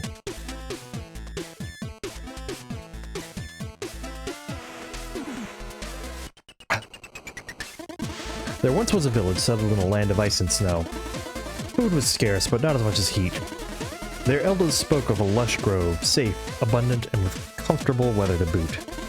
The only problem was, that grove lay on the other side of a permanent hailstorm which would take weeks to cross. One day, a brave couple left their young boy behind to attempt what the village called the trek. They would scout all the way to the grove and confirm its existence, then come back to the village and lead everyone to a better life. Like all who attempted the trek before them, they sadly and predictably never came back. Over the following decades, that boy grew up with only one goal in mind: take on the trek himself and find his parents alive at the grove or dead in the ice. Figuring they may have simply been ill-prepared, he trained every day until he was 5 years older than his parents were when they left for the trek, then set off for his own attempt. The hailstorm's first bite wasn't as bad as he thought it would be, but the ice-cold soil slowly worked its way into his bones. After days of walking through the storm without realizing it was all just a metaphor playing out in his troubled young adult's mind, he stumbled upon a no pun intended chilling sight. His parents frozen solid in a block of ice. The shock was too strong. He remained there, cursing, pondering, and cursing again, until the cold took him to become a part of the ice block. The end. What? What do you mean, what? No moral, or at least a proper ending? Sometimes stories can be harsh. It might just be the very message they mean to convey about life. You need to think about what transpired and find your own takeaways. There are no wrong answers as long as they ring true to you. Maybe, but this one really felt like a pointless story. And it just might be the case that for you it was. Or you could consider the implications of our adventurer being 5 years older than his parents when he found them. Can you imagine gazing upon those who were your protectors and mentors, realizing that they are actually younger than you? Your bearers of truth, the wise ones, those who you aspired to be like? A harsh reality indeed. You thought you knew it all, had it all figured out, that they were centered and filled with purpose. Yet there you stand, beholding the one pillar you ever took for granted and used for stability, physically crystallized, yet mentally shattered before your very eyes. Ugh. Had they really found inner peace already when you knew them, meaning you're the one who missed the mark, or were they simply excellent actors? Food for thought, huh? Yes, that's enough. Remember, this is all subjective. I shared but one angle. Alright. Now we do the other thing that is going to require a drink. Please don't touch the cabinet. I already told you, the cabinet is off limits. Believe me, you're not ready for what's in there. You think you can just barge into my lab and go through my stuff like you own the place? There's no skeleton in there, I promise. Hey, don't touch. It's empty anyway. Don't make me lock it. Why don't you put that curiosity to good use in the outside world and maybe, I don't know, save humanity? If you touch that again, you'll have to sit through my boring story. I'm warning you, it's boring. It's philosophical. I'll even remove your ability to skip what I'm saying. This is your last warning. You better make sure you have some time ahead of you if you're going to touch that again.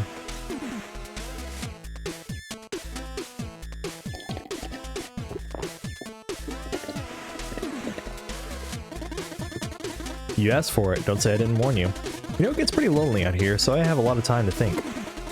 The one thing that keeps bugging me is this concept of happiness. Everyone seems to be looking for it. Some pretend to have it, but no one can really explain what it is. I think I finally cracked that code. You see, everyone has goals. So you think, oh, when I have this, I'll be happy, or when I achieve that, I'll feel eternal bliss. Some people are looking for love or acceptance, while others simply hope Devolver will sign their kick-ass game. From my perspective, sitting here at the end of time and being visibly visited by countless travelers, I come to realize something very important. Goals don't make people happy. They defer happiness into the future to when the goal will be achieved. This can only foil, because once you reach your goal, you're not the same person you were when you set out to achieve it. And what's more, your mindset is to chase something rather than bleh. And what's more, your mindset is to chase something instead of enjoying what you have. So there you have it. Happiness is not a goal or a state, it's a system.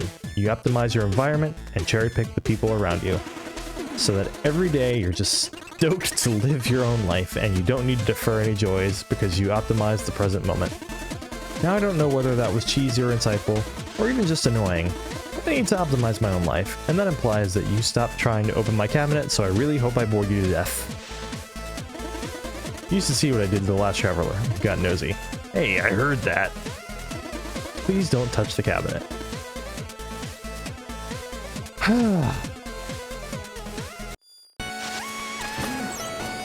I've had my fill.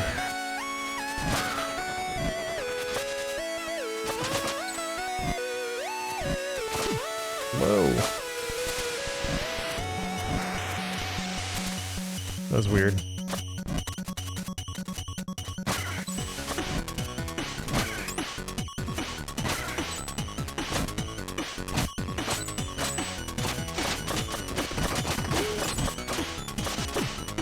That's not what I wanted to do.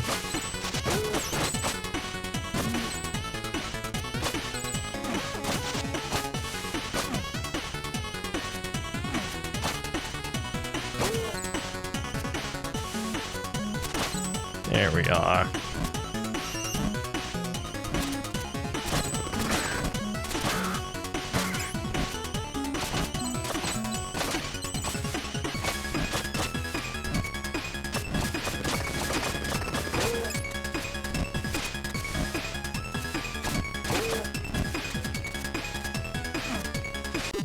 Ah, shit.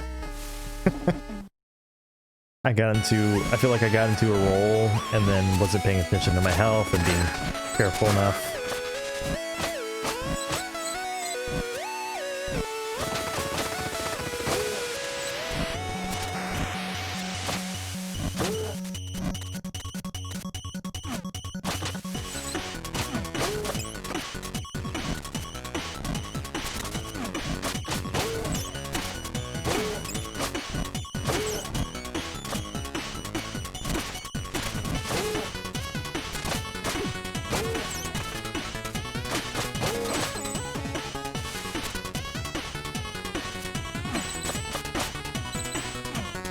Oh yeah, I forgot they did this whole good game design thing where they like introduce an obstacle or introduce a gameplay element in a safe environment before expecting you to do it in a more dangerous one.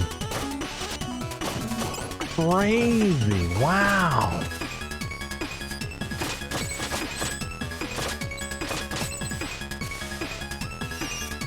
I need like 550 or something crazy like that to actually, Ah, it hit me.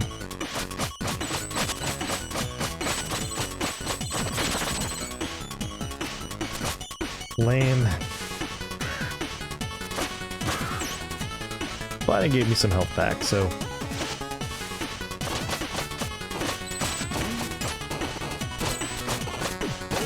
Ah.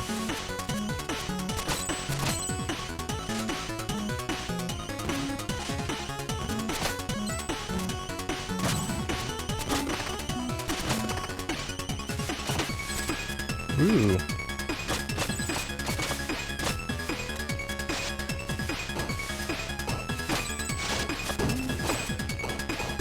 Oh, no, no, no, no, no. Stop messing up like that.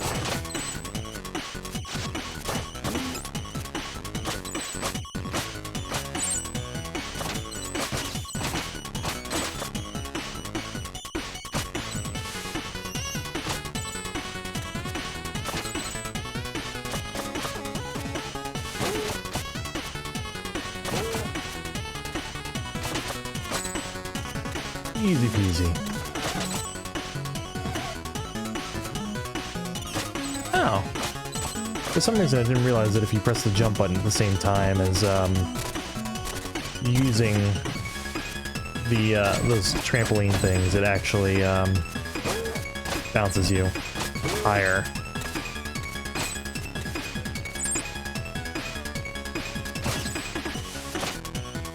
Alright, you need to just stay away from me. Miss me with that noise.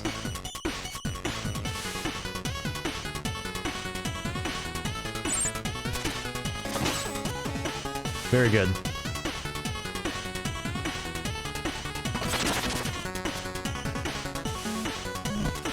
There we go.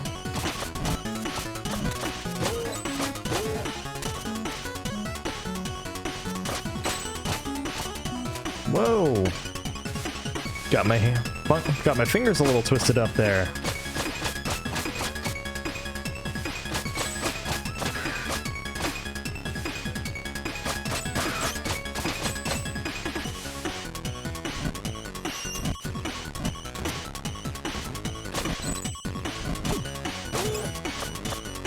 This is, I think, the third or fourth time I played this game through all the way. Or it will be. And yeah, that's the first time I realized that you can actually press the jump button to get extra height off of the jump pad things. And that's, I think, one of my first deaths to an instant death pit.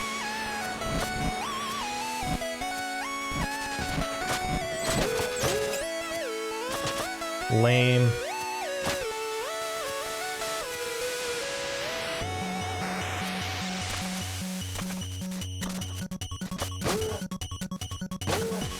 There we go. That's more like what I was looking for.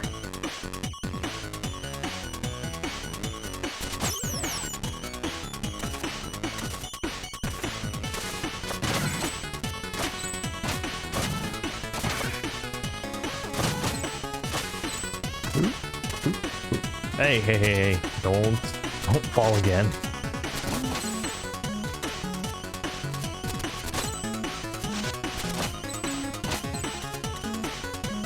And we're at the top.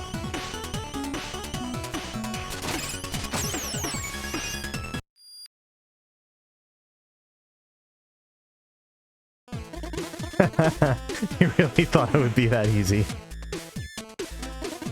I love that joke.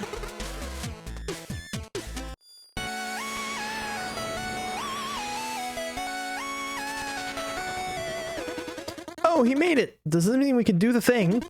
Keep your hood on, Shorty. He still needs to pass the final test.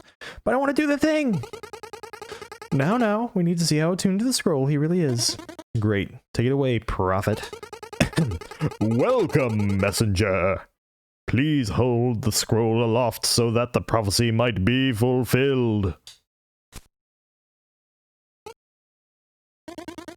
See, I told you he was slow. Yeah, you weren't kidding. Please hold the scroll higher than that, so that the prophecy might be fulfilled.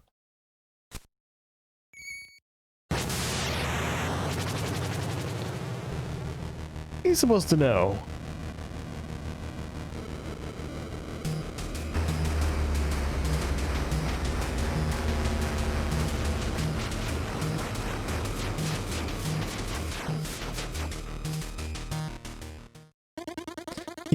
He made it. Of all would-be messengers, him? Please pull this off. I really want to do the thing. Our gauntlet awaits you, messenger. Should you survive, find us at the top of the Tower of Time. Okay. That was fun. But can we go this way? No, we cannot.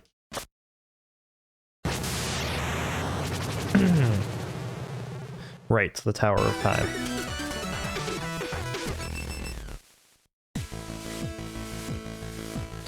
So, hardest platforming challenge in the game? Yeah.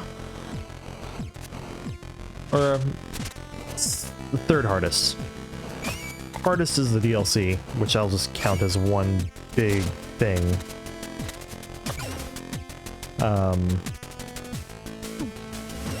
And I think there are some things later that are a little harder. I'm sorry, what? Ah, yes, the big reveal! Indeed, my dear adventurer, you've been teleporting into this very room all along. So where are we? In the Tower of Time! And where is that? Surely you mean when? To be honest, I don't really know. The tower is a device that travels through time, manifests to test messengers who are deemed worthy, in order to relocate them as needed. Where will it take me? When? It will take you to the time when most in need of a messenger. That is, if the tower doesn't kill you, of course. I can't grab that until I get that. Well, that's shit.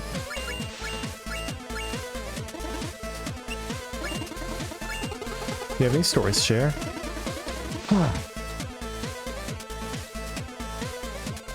There once was a land filled with bogs. And these bogs, they were filled with evil monsters. Sleeping underwater during the day, they were kept at bay by the moon during nighttime. Well, when she was kind enough to be around. After all, the moon was free to travel through space and often felt like shining her light on other realms. One day, the moon got bored and decided to visit the bogland in human form. Wearing a cloak so that her light wouldn't shine through, she hoped to catch a glance of the evil creatures. Getting more than people wandering haphazardly in cursed lands usually bargain for, she encountered a man fleeing from a small pack of monsters. Confident in her power, she removed her cloak, creating a glittering aura of protection to help the man escape. Escape he did, but as he looked back, he could see that his savior had put her cloak back on a little too soon. She was captured by the creatures, who then buried her under a rock so that her light would never shine again. They would rule the night. But our survivor was quick to gather a group of peasants who went to remove the big rock and set the moon free. A strong bond was formed on that day, and she decided to become their guardian. To this day, the moon is out there to guide human travelers through the night. The end. Well, I like that one. I guess it speaks to the power of cooperation. Maybe. To be honest, I only wanted to use the word haphazardly in the story.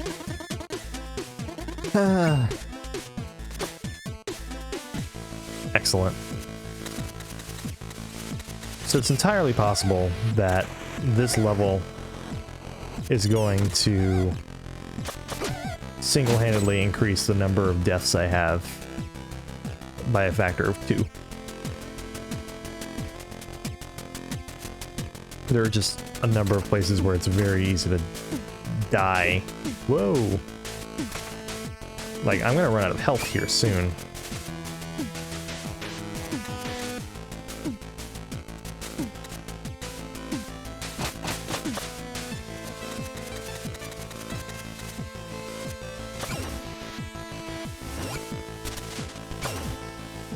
Whoop.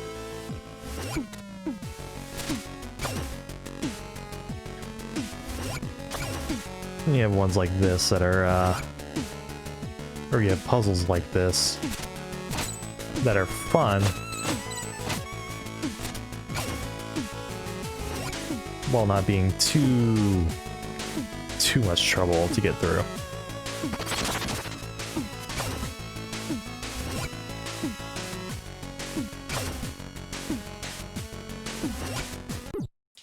Unless something like that happens. Fortunately, you don't have to, there's no worries about, like, you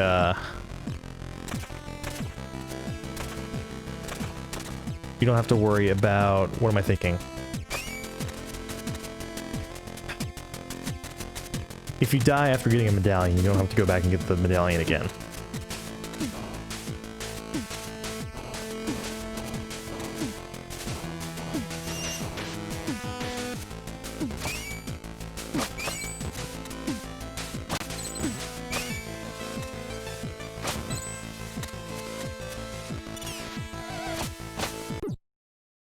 Hey, I got crushed.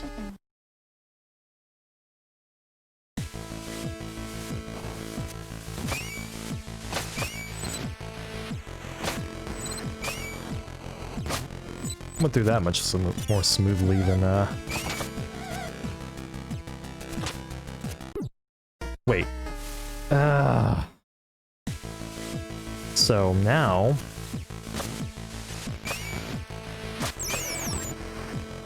So now I spawn with only enough health to,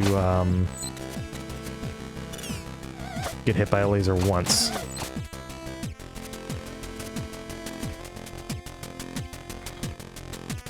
Okay.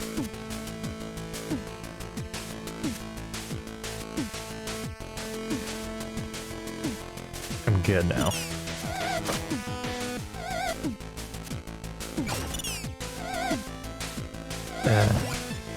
This is why I hate the lizards.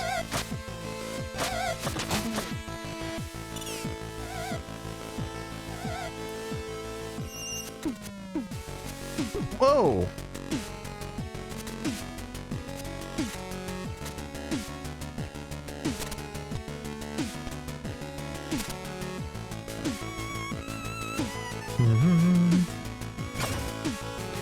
Alright. Wait, hold on.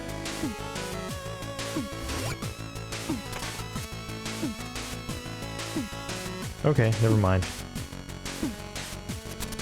Just the way it's shaped, it looks like I should be able to get to the outside. And, you know, maybe I can. But, not now.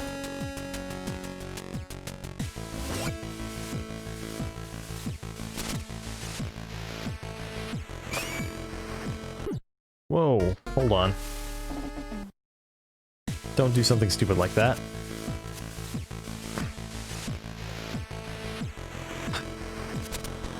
So yeah, the main reason it looks like that it's going to kill me is not the instant death traps, but because you spawn with enough health to just die after getting hit with one laser.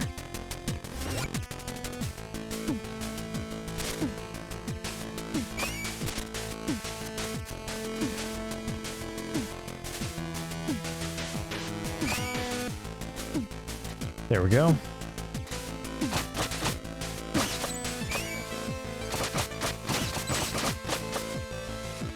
Whoop. I'm not going to be on time. Oh, no, I will be. Just.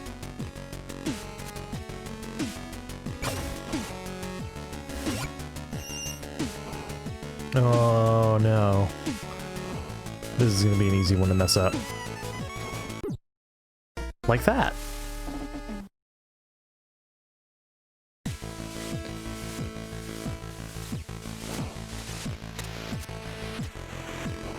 Fortunately, you fall at the same rate as that thing lowers.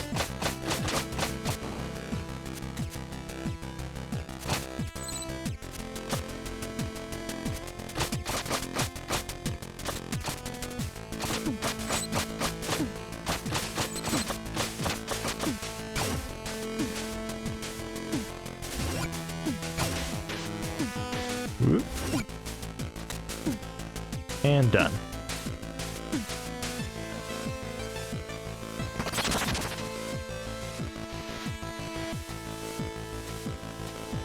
Sweet. This is gonna be the... I completely forgot about that crusher there. I got lucky as hell.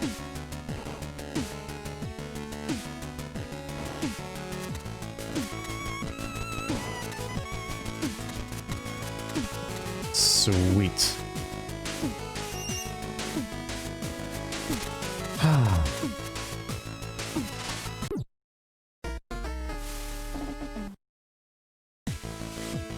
That was my fault entirely, of course.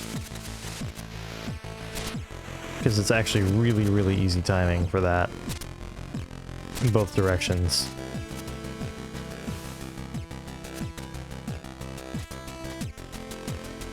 Just toggle the gliding on and off, and you get through that part really simple.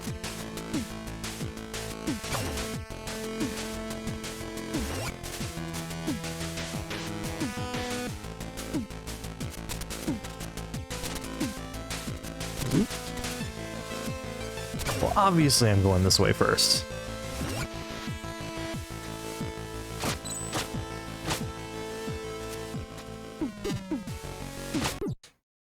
Alright, that was, I could have saved myself there. The damage boost would have, I would have been able to use a damage boost, or... I would have had a cloud jump. There we go.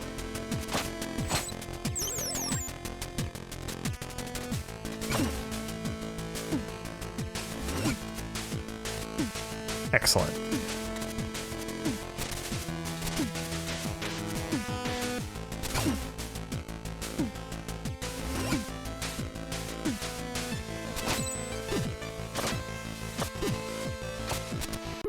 Ah, shit. Getting that one is going to be a pain in my ass.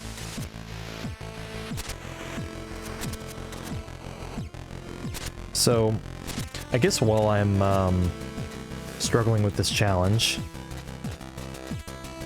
first challenge in the game that I've actually struggled with, so, you know, make of that what you will.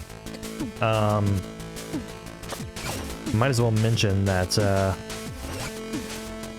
I think one of the reasons the game suffers after it switches from linear is there aren't a whole lot more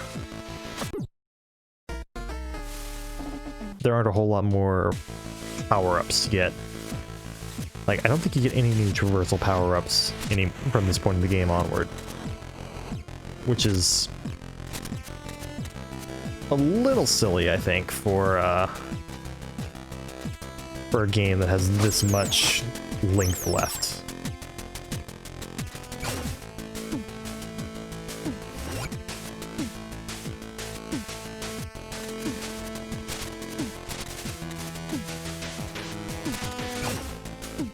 Okay.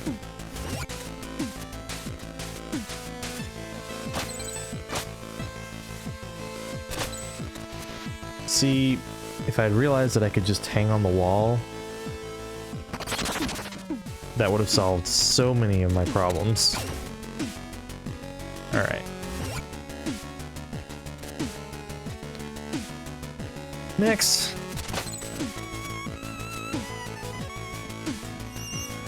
Definitely save before you get to this room.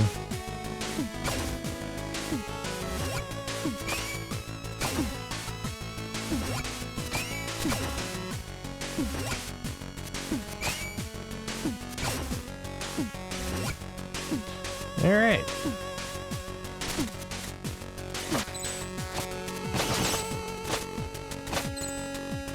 Oh yeah, that's right, you have to get on top of it. Silly obstacles. 3 wizards in one room.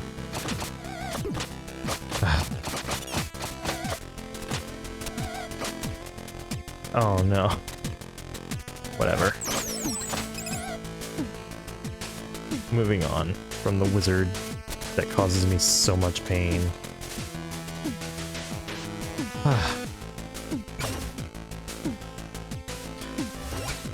So actually progressing through here isn't so bad. It's the, you know, I take back what I said about it being the 3rd hardest platforming challenge in the game. There are others that I was counting in that list that are actually harder. I just remember because the first time through this is pretty difficult.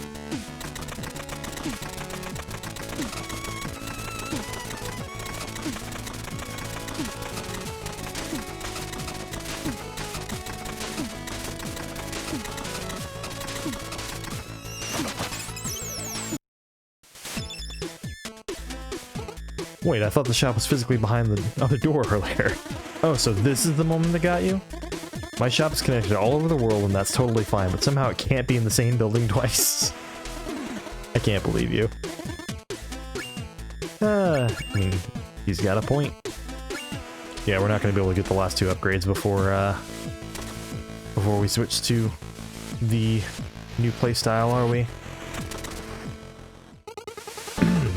And so you have made it through the test of will. Oh, we're gonna do the thing now? Prepare yourselves, messenger, and behold the might of our order. You shall emerge as the chosen one or not at all. Enough introductions, I'm going first.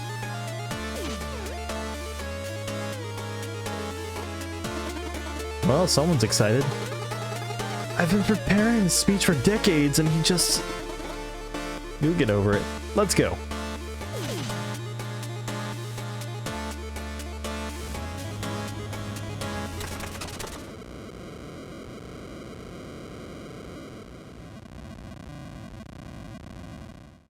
Ah. Oh, damn.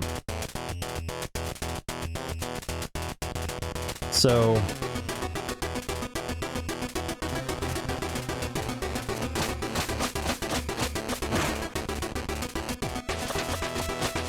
if you're good at this game, you can actually, using that method... Ah, shit. Oh, no, that works out. Just keep hitting him when you're not meant to be able to hit him.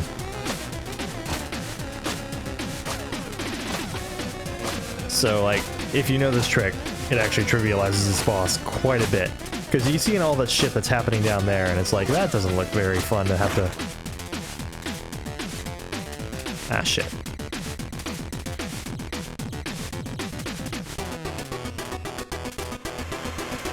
Oh, damn. I had to say something.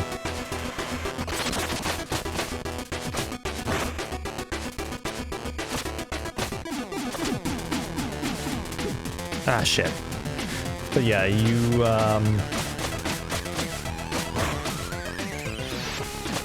if you're... It's not that hard. It's really not that hard to do.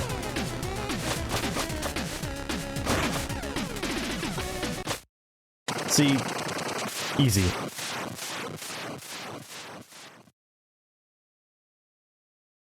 Kinda broke at the boss.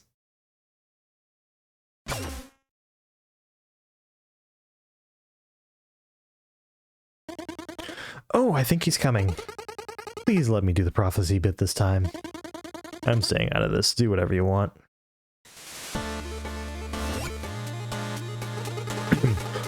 And so you made it through the test of might.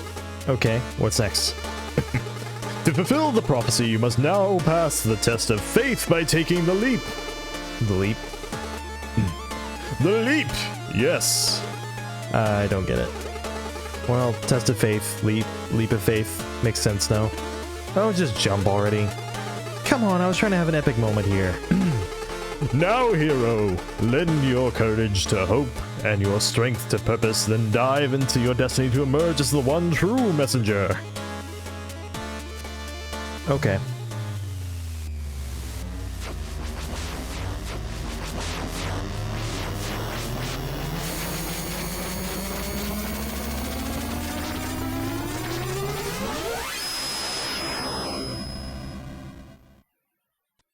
And now we're 16-bit.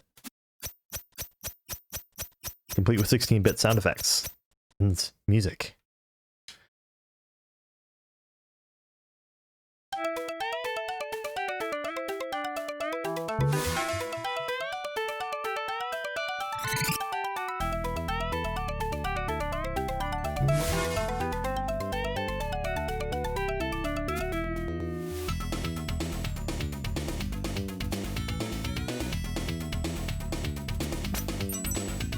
Oh, I got dizzy.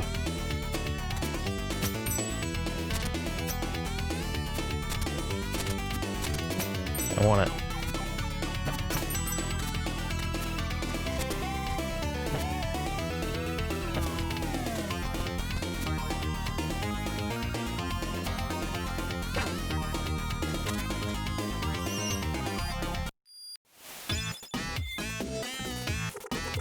What happened? I warped or something and everything looks different now. Hello? Okay, that is a really cool hat. Seriously, wow. Any idea what happened though? Sorry, I just can't get over the hat.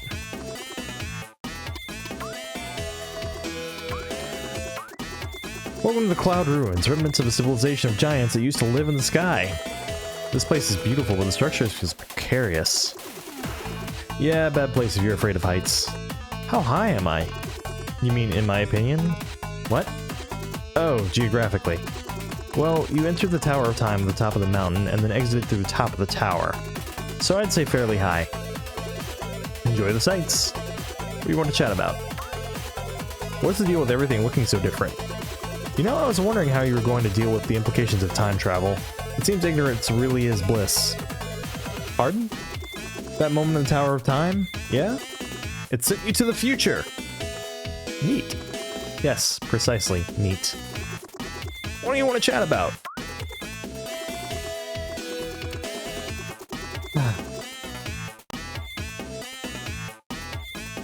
There was once a starving little boy who never missed a chance to help his fellow villagers. One day, after helping an old man carry a heavy bundle of wheat, he was offered a loaf of bread. Eat your fill, my boy, it is well deserved, he began. But if you feel like helping even more, there are two gnomes hiding in the forest who are even hungrier than you are. Now that boy was an empathetic one. His mind was made up instantly. After a short hike, he found the gnomes and split the bread between the two of them, without even saving a bite for himself. Thank you, kind little boy, the gnomes beamed.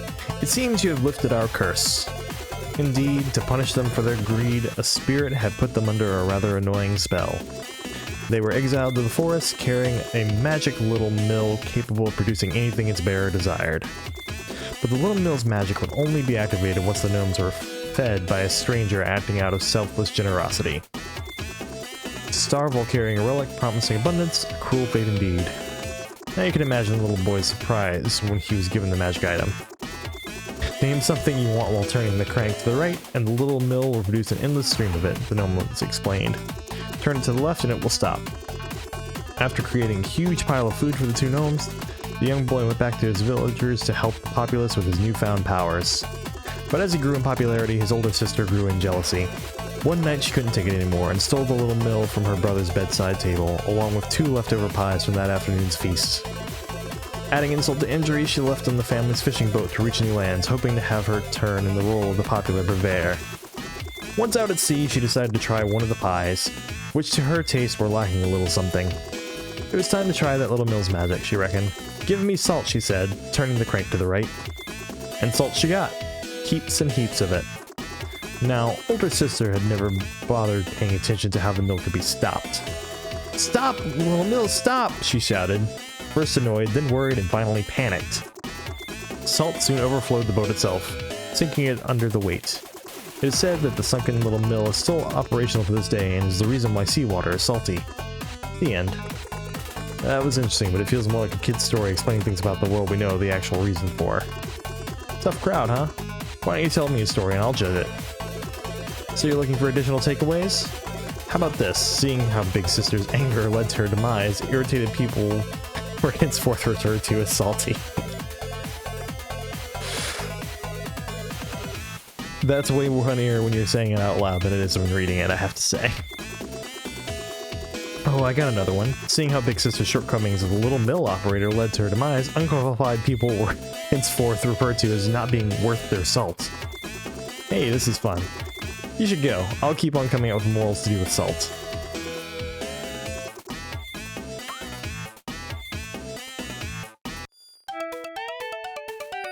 Whoa, wait a second.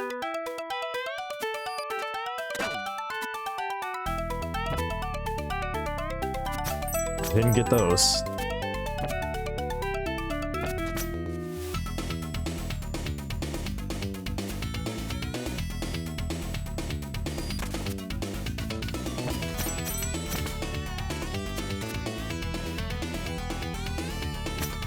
I think this might be my favorite track in the game. I forgot about the spikes there.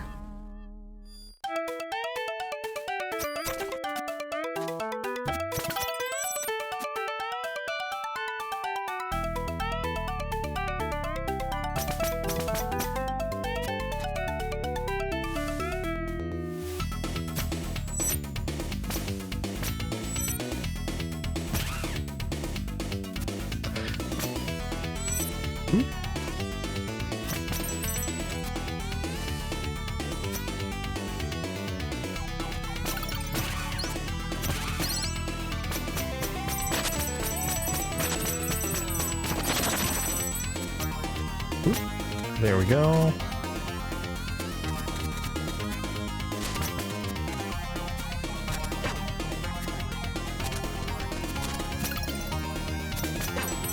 Ah.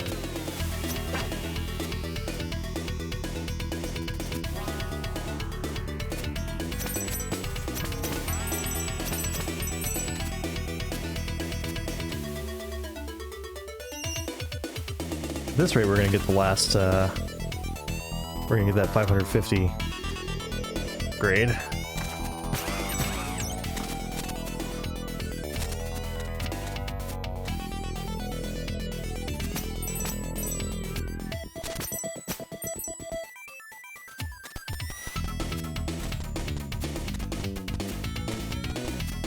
Huh, an obstacle where the timing of the climb is actually the ideal one. That's interesting.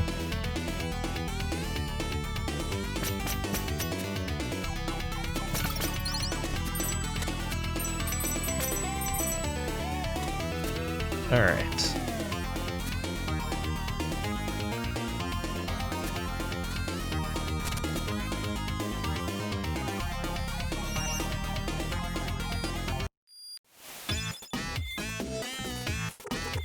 So cool hat.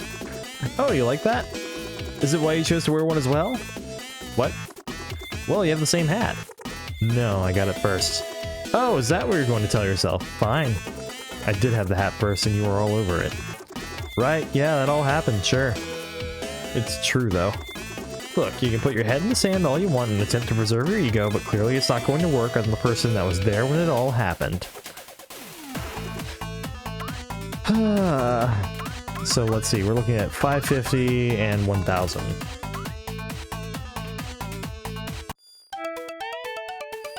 I think this just kills you. No, it does not.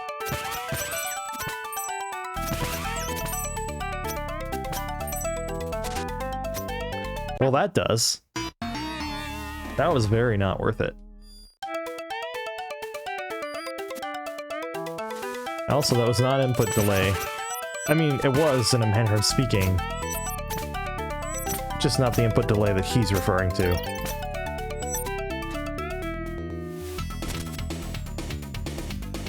It was input delay of these guys, from this guy to these guys. Alright.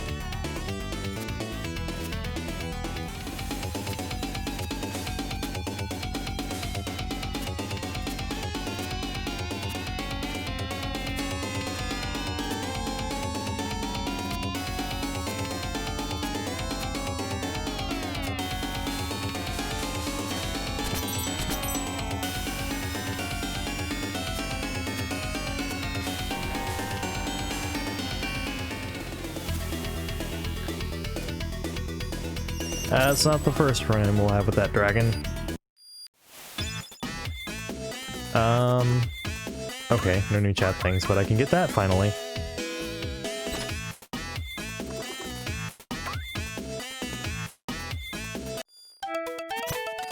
So now save points are very useful.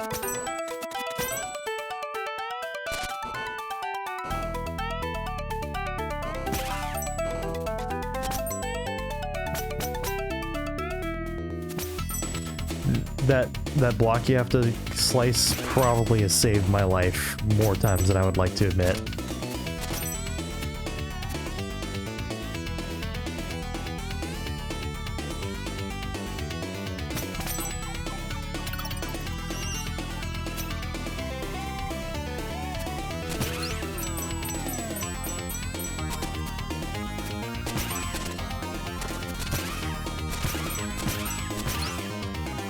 God, I love the enemy placement there.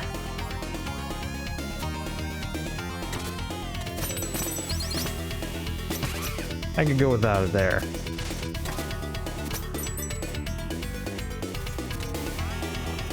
Okay.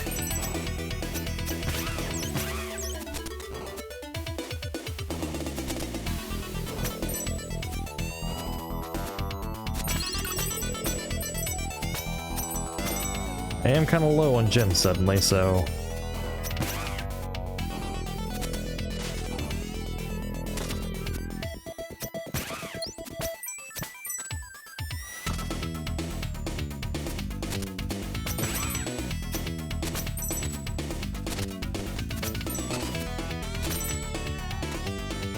And there was nothing over that way.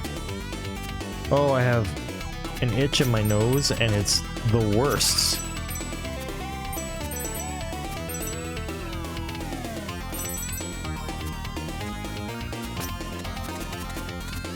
Alright. Oh, I love the rope dart.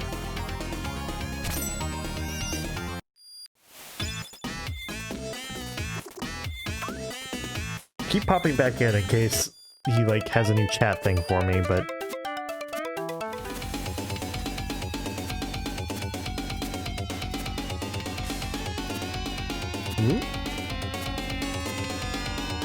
Stick to the upper path!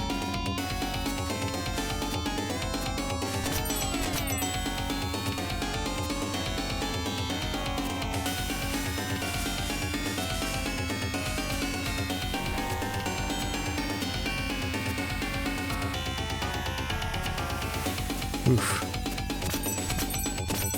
Gotta give him credit, that is nerve-wracking. Even if, the way it goes, you're pretty much guaranteed to not have any issues.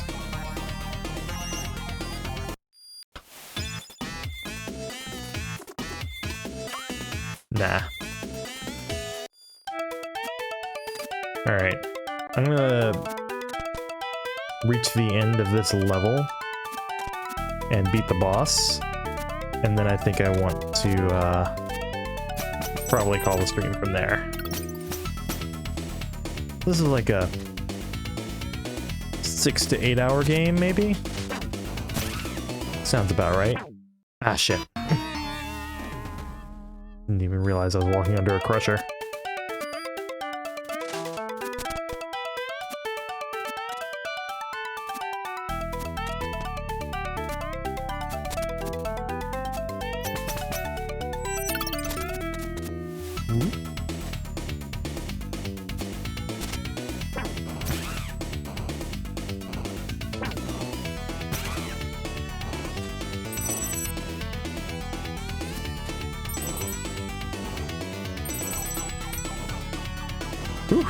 close.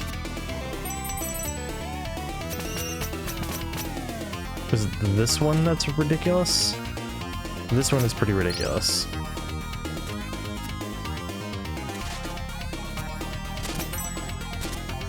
Oh, maybe it's not so bad. It feels less... Okay. It feels more forgiving than it looks. Put it that way.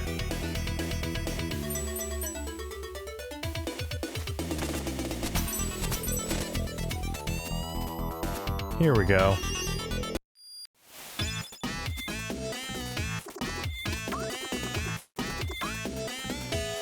No boss chat, huh? Here we go.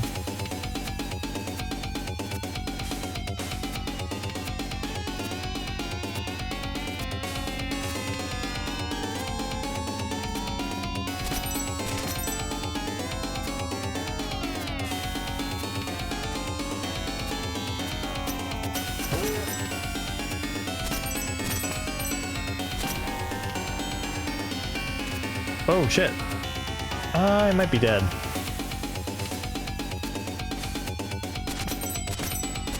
No, I'm good. It's just very good at convincing me I'm about to be dead. Here we go. End of the level.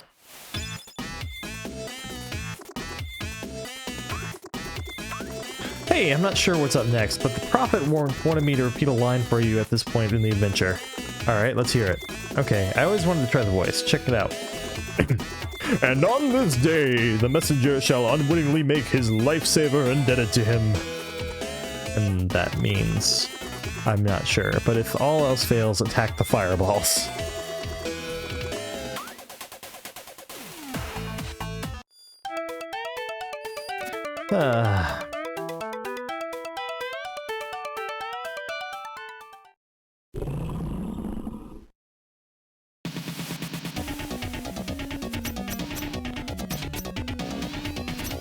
I missed my chance to hit him.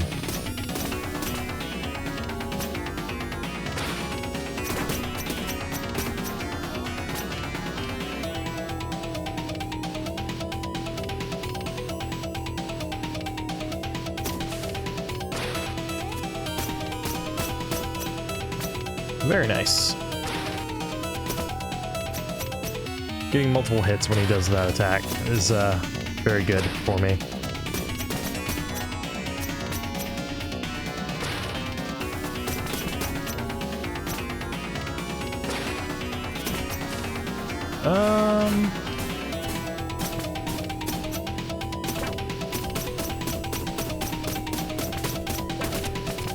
Ow. Oh, his health is so low. But I'm getting sloppy.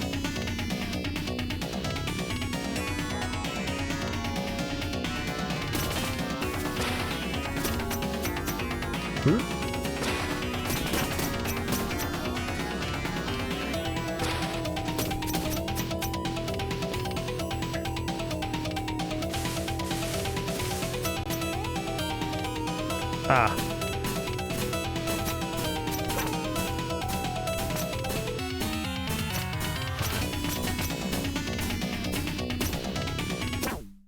Oh my god.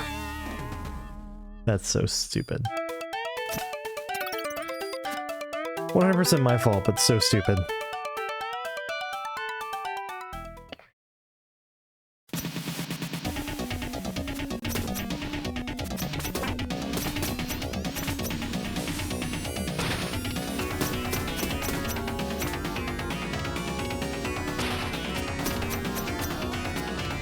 All right.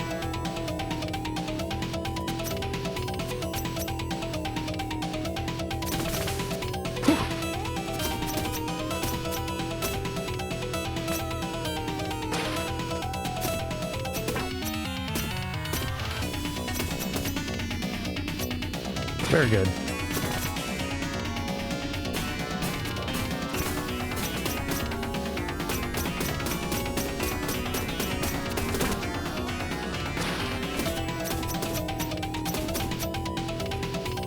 Ooh, we're doing well here.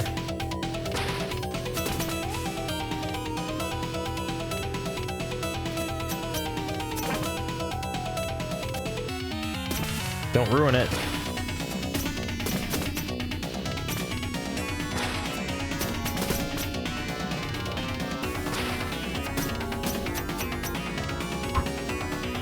That's scary as shit.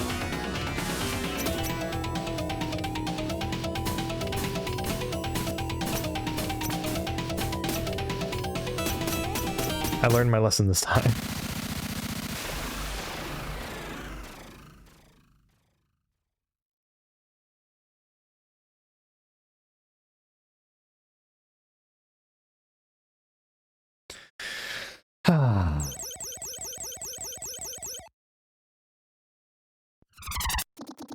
I've been watching you for a long time, Messenger. Who are you, anyway? Ha! So this guy did fool you. It's a shame you freed my slave pet, but no matter. I am now certain I can defeat you. You! Surprise. Time to pay for what you did to my people. Bold words coming from such an unprepared adventurer. The Underworld awaits you, Messenger. At last the scroll will be ours. Watch your step now. Jerk.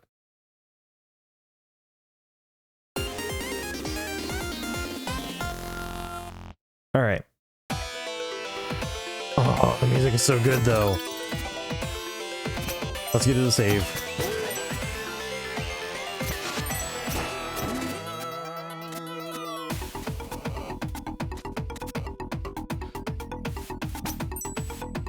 Alright, we're gonna get to the shop, first shop, and then we're gonna use that as our excuse to calm down a bit.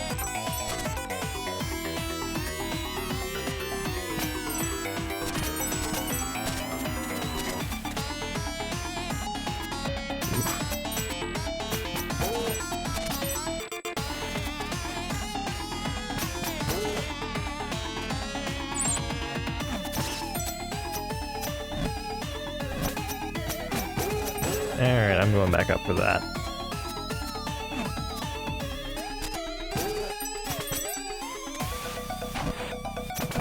There we go.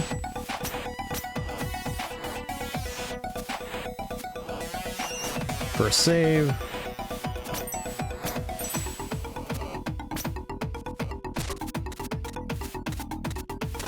The Underworld is a lot more inviting whenever you can just walk on the lava. Which is one of the only new power-ups that you get. Going forward. Whoa!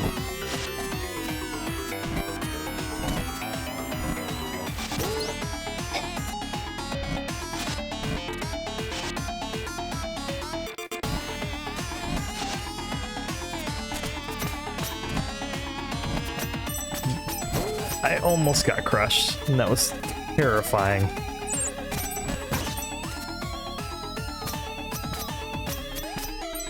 Alright, first shop. Let's go in, talk to him, and then that's it for the stream. Need anything? We need 1,000 to get the last upgrade, so. Welcome to the Lion's Den. Oh, I didn't see any lions. No, I meant... Oh, never mind. This heat is almost unbearable. Come on, I'm happy to avoid certain cliches, but to think we wouldn't have lava to end your epic quest is pushing it. Alright, last story of the night. There once was a guy visited by a succubus. Far from being that kind of demon, she offered him a unique chance to visit hell as a tourist. Very adventurous by nature, he jumped right into the portal. I almost said partail. Bleh. They arrived in a room where giant cauldrons boiled over bonfires. They contained people, or little demons with pikes were sitting on the rim to push anyone who tried to escape back inside. Who's in that cauldron? The man asked the succubus tour guide. This one? That's where liars and cheaters end up, she explained. And this one over there, she continued, that's for people who hunt for sport. Aghast, the man noticed another cauldron, much bigger than the other ones, and devoid of any demons sitting on its rim. Indeed, that one cauldron seemed to self-regulate. People were pulling back in anyone who tried to escape. And who's this cauldron for, he asked, curious as to who could be so stubborn in their ideology they would rather hurt themselves than rethink their worldview. Oh, that cauldron, the succubus mused. That's for people who think the order doesn't apply anymore when another line opens up at the market. The end.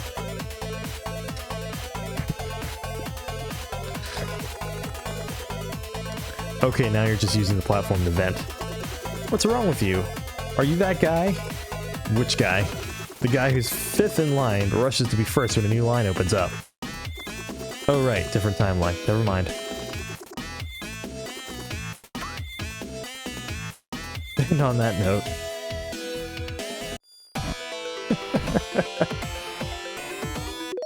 on that note, thanks for watching. This game is really fun. I'm glad I'm playing it. So yeah. I'll be streaming tomorrow. I won't be streaming on Thanksgiving.